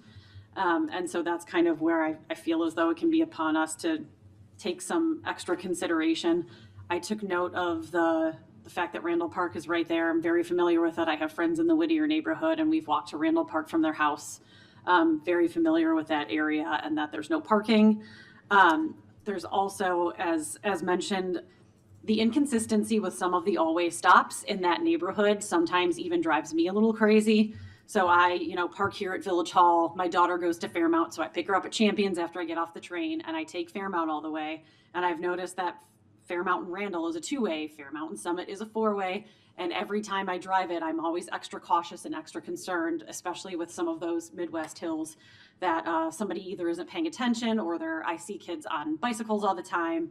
And so even if there's not a stop sign, sometimes I just tend to stop for pedestrians anyway. And so to me, in terms of pedestrians, kids on bikes, our best bet for safety is to have all-way stops in these very busy areas. It's so close to downtown that I am in support of moving this to an all-way stop. That's all I have. Thank you. Any others? Tammy? Yeah, I agree with Commissioner Stelsky-Fugit. I was actually driving around today and got lost. I know after 10 years of living here, that seems strange, but I did. And I ran into one of those situations where it was a 4-way in one place, a 2-way in another. And I did also find myself stopping out of confusion. And as staff pointed out, how people might get confused by slowing down or driving too slow, it was one of those same situations. Mm-hmm. So I also see the advantage of consistency in having the 4-way stoppings, because it just kind of does something to your mind whenever you're driving in an area like that. So. Thank you. Mark? Thank you, Mayor. I appreciate you bringing this forward. We get requests that are petition driven all the time, and it's entirely appropriate for residents to ask questions like this and go through the process. and give us an opportunity to consider them. It's important to follow warrants, which is the one thing I'm concerned about and why I'm not convinced yet, because there's a reason why warrants are there. There's a reason why they are met. And there's also a reason why when warrants aren't met, you're not supposed to put in traffic control devices. It actually can have a deleterious impact and achieve the opposite of a well-intentioned request. This is also in my backyard. So my lived experience, I was very puzzled to see this because I run through that intersection at least 3 times a week. I know that hill very well. I know that neighborhood very well. There's actually residential homes between that intersection and the park, so it's not really right on the park, but it's close to the park. And I just never felt unsafe, and I go through all the time. So that anecdotal personal lived experience plus the fact that it doesn't meet the warrants concerns me. But we're not voting on this tonight, so I'm going to continue to think about it. But I'm not convinced. It's important to follow warrants. This is something, talk about consistency, that village-wide we've tried to be consistent and only put in additional traffic controls when warrants are met, because I won't go into the details. There can be serious consequences if you do and they're not. And then that plus my own personal experience in here, I'm not convinced yet, but we're not voting tonight. So we've got time to think on this. Thank you. Thank you. Mike? Yeah, I'll echo Commissioner Tully's comments this evening as well. I had asked for some of this additional data to actually be shared in the presentation tonight, because I think it's important. Like if we look at these warrants, we say 300 units. Well, if this was 295, right? If there had been some recent accidents there, or close calls or such, some of the, just looking at this data, knowing that we're not even close to the threshold, and the concern would be that we could see other places in town, other people wanting to come forward, ask for the same sort of treatment. So it's a precedent-setting thing, and maybe that's okay. Maybe that's what we decide to do.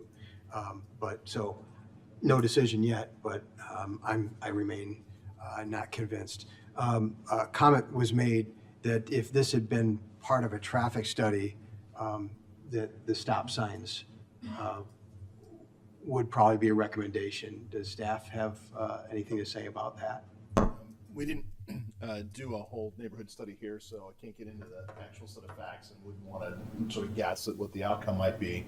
However, we do know that one of the major themes in all of the neighborhood traffic studies has been, if there are uncontrolled intersections, put controls in them, and if there are yield signs, convert them to stop signs. So, but the differentiation between a 2-way and a 4-way, we wouldn't be able to comment on it. Okay.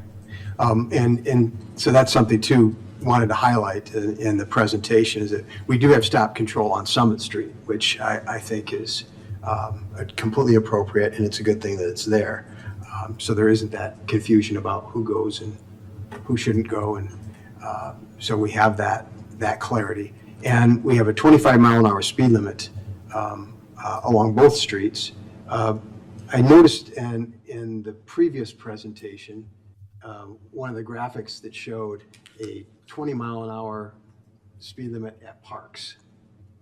Is that something that is in place here or not? Because this says that it's 25-mile-an-hour speed limit, and I meant to drive through there today to check it myself, and I did not. Yeah, I would have to take a look to know for sure. Okay. We can find out though. All right, but if that's a standard, then maybe, looking at Summit Street going north, maybe that's something that should be there that's not.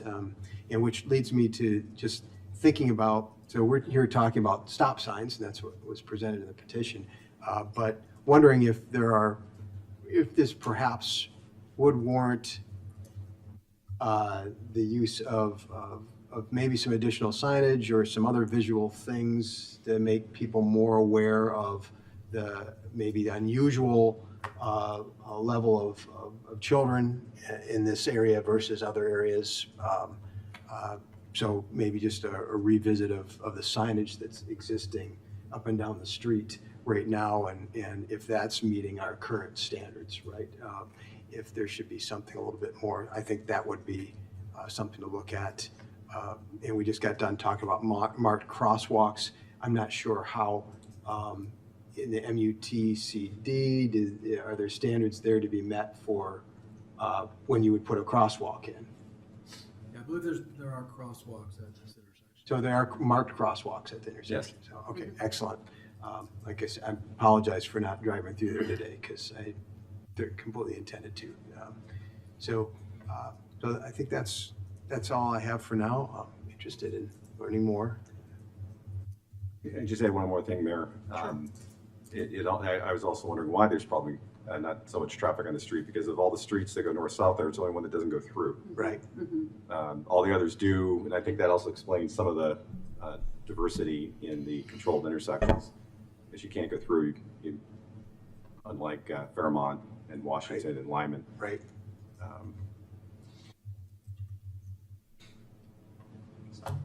Want to add that? Just wanted to jump in here and did some quick research in the municipal code. The 20-mile-an-hour park zone speed limit on Park Avenue is approved and listed in our code. So we just need to go back and do a field verification. But at some point we did approve it, so it's probably there. We'll double check. Very good. Anyone else? Chris? Is the crash data that you noted from 2000, or looking back to 2019, that's from 2019 to present, is that correct? And would that include any pedestrian accidents? It would. For all crash data. Okay. That would include any pedestrian. So there were none. Vehicular, yeah. Well, I want to echo, I appreciate the resident for bringing this forward and the kind words of staffs and TAP and the work and the helping through that process. I tend to agree with Mike and Martin on this. There are a set of standards. I am still listening, but I think we have lots of places in town where it goes from a 2 to a 4. I don't think that's unusual. I also think that causes you to pay attention a little more. I don't know that it adds as much confusion as what might be suggested. And I think the other question I had was, at Fairmount and Summit, is there a 4-way stop there? That is a 4-way stop. So a couple of years ago, we changed the Fairmount and Summit to a 4-way stop. And then Park and Summit was yield before east-west. Yep. We changed that to a stop, as well as the intersection east of Fairmount. And was that based on warrants? We did some research through there. Okay. Yep. Yeah. Part of that with the yield to stop was based on the fact that we're trying to get rid of the yields. For Yeah, no, I'm sorry. Sorry, maybe I wasn't clear. I understand the yields changing to stop, which is a common recommendation and something I think we're trying to turn over. The Fairmount and Summit was changed to a 4-way a couple years back? 2 to 4-way.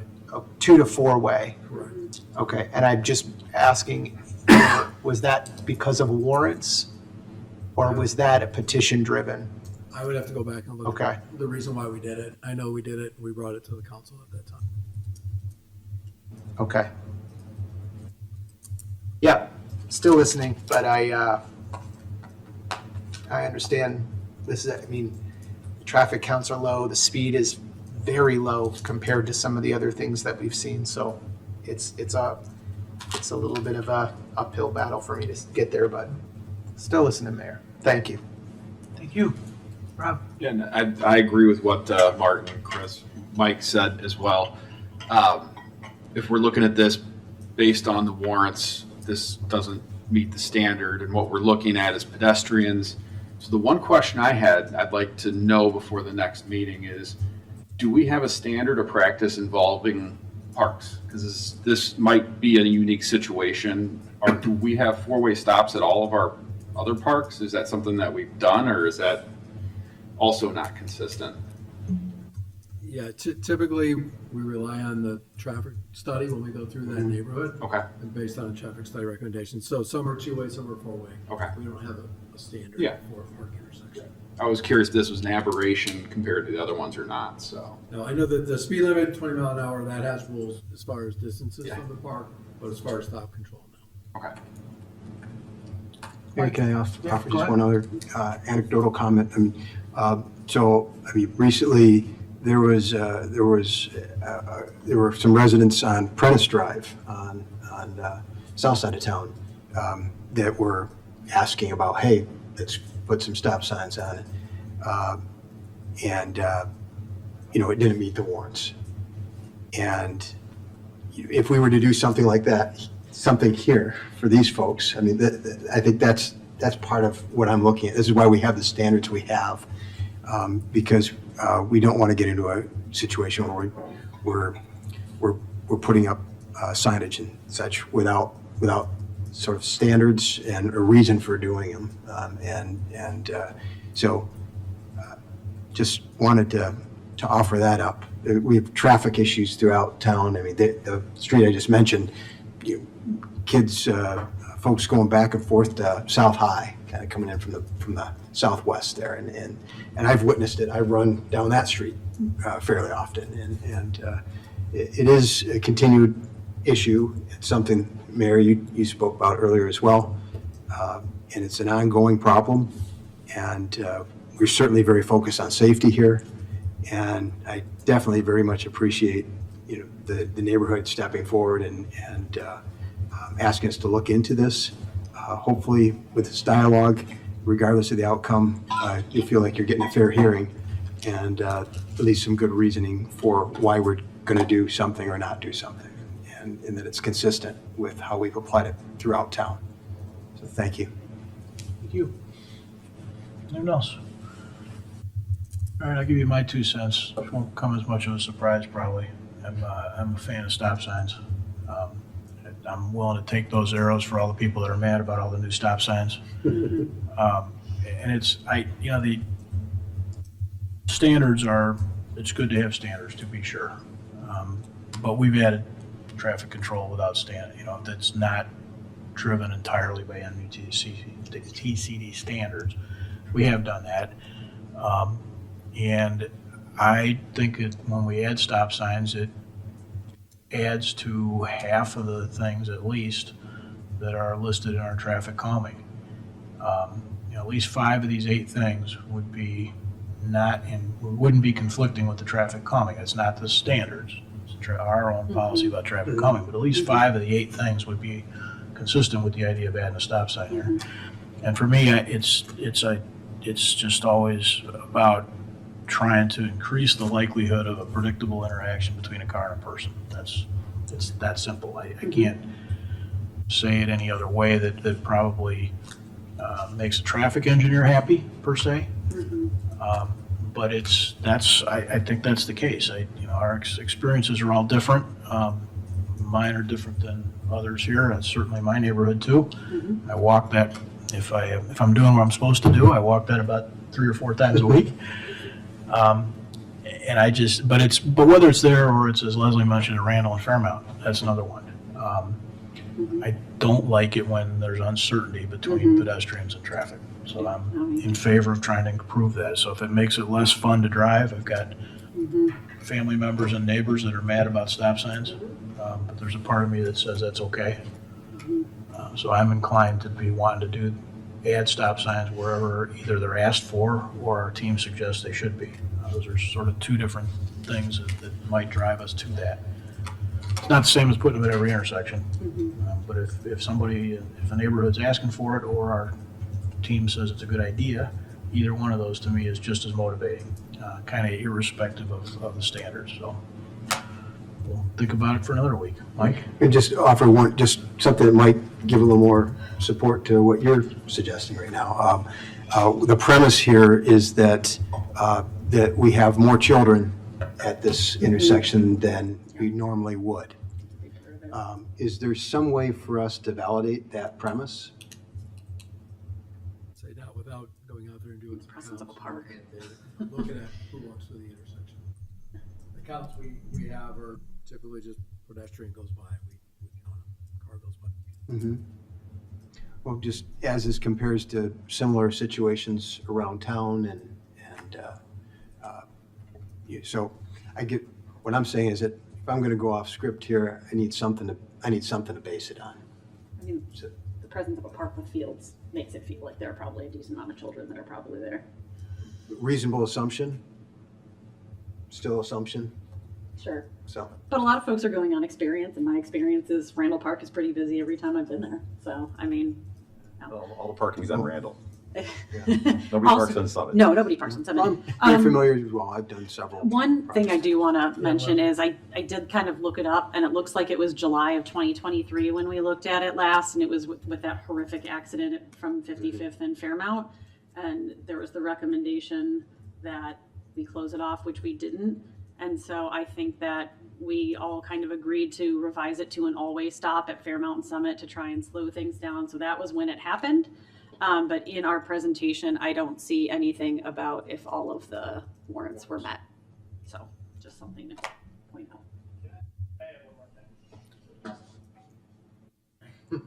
Chris? Thank you, Mayor. And I just want to say, I say this with the utmost respect for you, Mayor. You guys see this look? This is a We all see where discussion. this is going. I need to step back. While I can absolutely appreciate building safety and separating pedestrians and cars, you and I absolutely agree on that. What I have also agreed with you on in many cases is this idea of people having expectations and knowing what to expect. And I think with those comments that you made, and I don't want to put words in your mouth, but if you're suggesting that every time a stop sign is requested by us, you think we should put it in, that's a very different approach to this. We have a commitment, I don't think anybody would argue a commitment to safety. We built an active transportation plan that has safety on every page. But we also do have, I think, to have some standards by which we're making some of these decisions by. And I've always liked this idea of whether it's a business deciding, a developer deciding to buy a lot, or someone deciding to buy a house, or start a business, whatever the case may be in town, that there are certain expectations or standards or a lack of surprises maybe that we're trying to bake into what we do.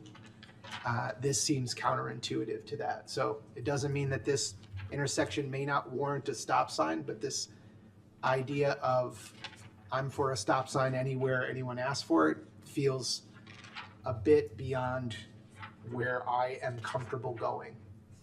So I think just from a communication standpoint, I just want to make sure that it's heard that we aren't, that feels like an open season for stop signs. And if that's your intent, so be it. I think that is counter to the expectations of what folks in the village want, because we could have a handful of people want a stop sign and a larger group not want a stop sign, and just because someone has asked for one, we're giving them that. That to me does not seem like the way we have tried to operate. And a lot of that I think I've learned from you. And I don't mean that disrespectfully, I mean that with respect. I mean that, that idea, so. Yeah, there's, just to try and be, add clarity to stuff. For these conversations are always, it's hard to make them only this intersection, right? Yeah. And so that open season for stop signs and one at every intersection is probably too much. And probably my commentary should be somehow tempered more. But it will come as no surprise to the old people up here that I've had some misgivings probably and disagreements with how we've handled traffic over the years, in that I want to make it difficult and uncomfortable for drivers in, I'm gonna say in neighborhoods. What's a neighborhood? The whole community's a neighborhood, but there's some pretty obvious places where it's in the neighborhoods, right? So I'm sensitive, and I'm gonna suggest maybe even overreact to that. But that's the general idea. When I say if a neighborhood's asking for a stop sign, I live on Maple, we get 8,000 cars a day. If somebody says, I want a stop sign at every intersection on Maple, you probably wouldn't find me supportive of that, right? Because Maple's a different street. But if you were in Clyde Estates, or you were in Denver Woods, or you were in the Randall Park neighborhood, or you were in the section of, east of the Lester area, east of Fairview, I'm interested in making it uncomfortable and not fun for drivers in those areas. And I think often that includes intersection controls that are not consistent with the standards that the world sets out largely by traffic engineers who are generally not pedestrian engineers. So that's more context. Legal consequences. Anyone else? All right, you can make one more pass. It's not normal, but we don't have anybody else here. But he agrees with you. Yeah, there's that too. Just two items that I through the course of the discussion, I realized I could offer some clarity. One is one of my neighbors watching at home mentioned that I misspoke on Whittier School.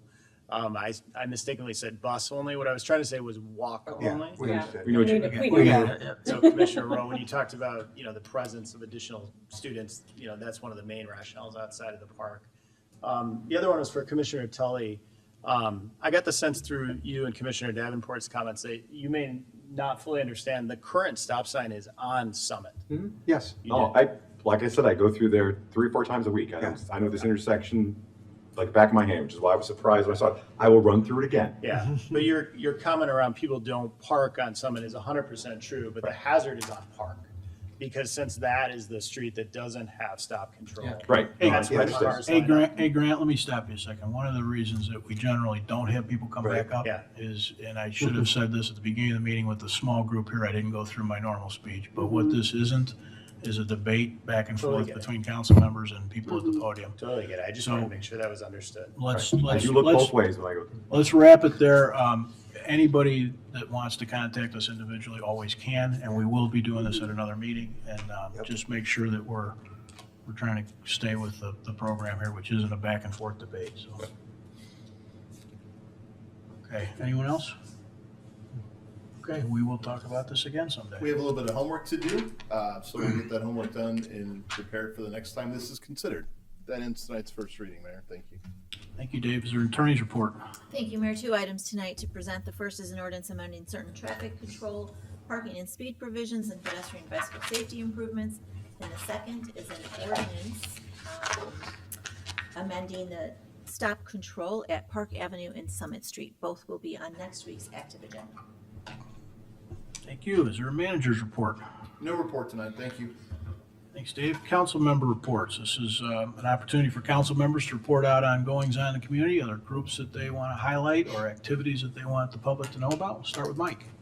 Thank you very much, Mayor. Just want to point out that today is indeed 11/11, and at 11 o'clock this morning at the American Legion, they had a ceremony honoring our veterans, and so it was a privilege to be there. Commissioner Tully and I were both there, and it was a privilege to represent the village in that way. Mayor, I know that you wanted to be there very much and weren't able to because sometimes our actual jobs get in the way of the service that we strive for here. So anyhow, it was a wonderful experience, and just thinking a little bit about, of course, thanking and honoring the service of our veterans, but also in the present sense, right? We're so fortunate to have our veterans here in the community, particularly American Legion Post 80, and it's many of our veterans that are continuing to serve and lead in service clubs and other activities here in Downers Grove, and we're all the better for it. And so it was something I heard today. It just really kind of struck me. It was because we're always thanking our servicemen for their service, servicemen and women. Yeah, but it's a continual thing. The veterans continue to serve, and they've been trained to serve, and they've been trained to be in leadership positions. And when they continue to give back like that, I'm just so appreciative. So we have a wonderful community here, and a big part of that is our veterans. So happy Veterans Day to all our veterans. Thank you. Thank you. Rob? Ken took mine. It was the Greener Grove Well, there you go. fundraiser on December 4th. So now mine's a reminder, thanks to Ken, that Greener Grove has their fundraiser, their holiday party on the 4th from 7 to 10, correct? All right, thanks, Ken. That's it. Leslie? No report. Thank you, Mayor. Tammy? No report. Chris? No report, Mayor. Thank you. Martin? Thank you, Mayor. I just want to pick up on Commissioner Davenport's comments and wish all of our veterans who work for the village and also in our community beyond a very happy Veterans Day, thanking them for their service, bravery, and sacrifice. And also wanted to thank Alexander Bradley Burns, American Legion Post 80 for the ceremonies today and for including us. It was a privilege to be represented there, and Chief DeVries was also joined us at the event as well as Congressman Caston. Number two, speaking of the downtown, there's just constantly activities going on downtown. So November 13th, this week, Downers Grove Historic Society is having their History on Tap Downtown Trivia Pub Crawl from 5 p.m. till 10 p.m. I don't know if that's sold out yet, but it always gets pretty close to it. So hopefully it'll warm up a little bit, but that's always a very nice event where one can hang out with all their closest friends and neighbors in Downers Grove. Third, another reminder for Hope's Front Door's 25th anniversary event, Glitz and Games. We're all in for Hope celebration on Friday, November 14th. So it's the day after the pub crawl. So you can do the pub crawl, and then the next day you can dress up and have a good time in support of good cause at Bobak's Signature Room at Seven Bridges. Hope's Front Door, of course, is a terrific organization doing a lot of good in our community. Again, Friday, November 14th, 6:30 to 11 p.m. I believe tickets are still available. You can go to hopesfrontdoor.org to get some. And then last but not least, I believe there are 226 days left until Rotary Grow Fest. Thank you, Mayor. Thank you, Martin. I just have a brief set of comments here that are Veterans Day related. And if you've been paying attention to council meetings, these will sound familiar because this is something that I found years ago and I've thought was appropriate to just remind everybody and say on Veterans Day. Sometimes our words are, sometimes other people say it better. And so amplifying those is okay. You can't tell a vet just by looking. He's the cop on the beat who spent 6 months in Saudi Arabia sweating 2 gallons a day, making sure the armored personnel carrier didn't run out of gas. He's the barroom loudmouth whose behavior is outweighed in the cosmic scales by 4 hours of unparalleled bravery near the 38th parallel in Korea. She's the nurse who fought against futility in Da Nang and went to sleep sobbing every night for 2 solid years when she came home. He's the POW who left one person and came back another. He's the drill instructor who's never been in combat but saved countless lives by turning no accounts into Marines. He's the parade-riding Legionnaire who pins on his ribbons and medals with a prosthetic hand. He's the white-haired guy bagging groceries at the supermarket, aggravatingly slow, who helped liberate a Nazi death camp. A vet is an ordinary and extraordinary human being, someone who offered his life's best years in the service of his country. He's a soldier and a savior and a sword against the darkness, and nothing more than the finest, greatest testimony on behalf of the finest, greatest nation we've ever known. We will never be able to repay the debt and gratitude that we owe. And I was listening to an interview of a couple of vets yesterday as they were kind of reflecting on their past, and they made a comment which I'll echo here. And that is, when we say thank you, sometimes it's good to say thank you for our freedom, and not just their service. So to all the veterans in our community, residents, as well as those who continue to serve as members of our village team, and there are quite a few, on behalf of the village of Downers Grove, thank you for our freedom. Is there a motion to adjourn? So moved. Second. All those in favor say aye. Aye. Opposed? We are adjourned. Thank you all and have a good night.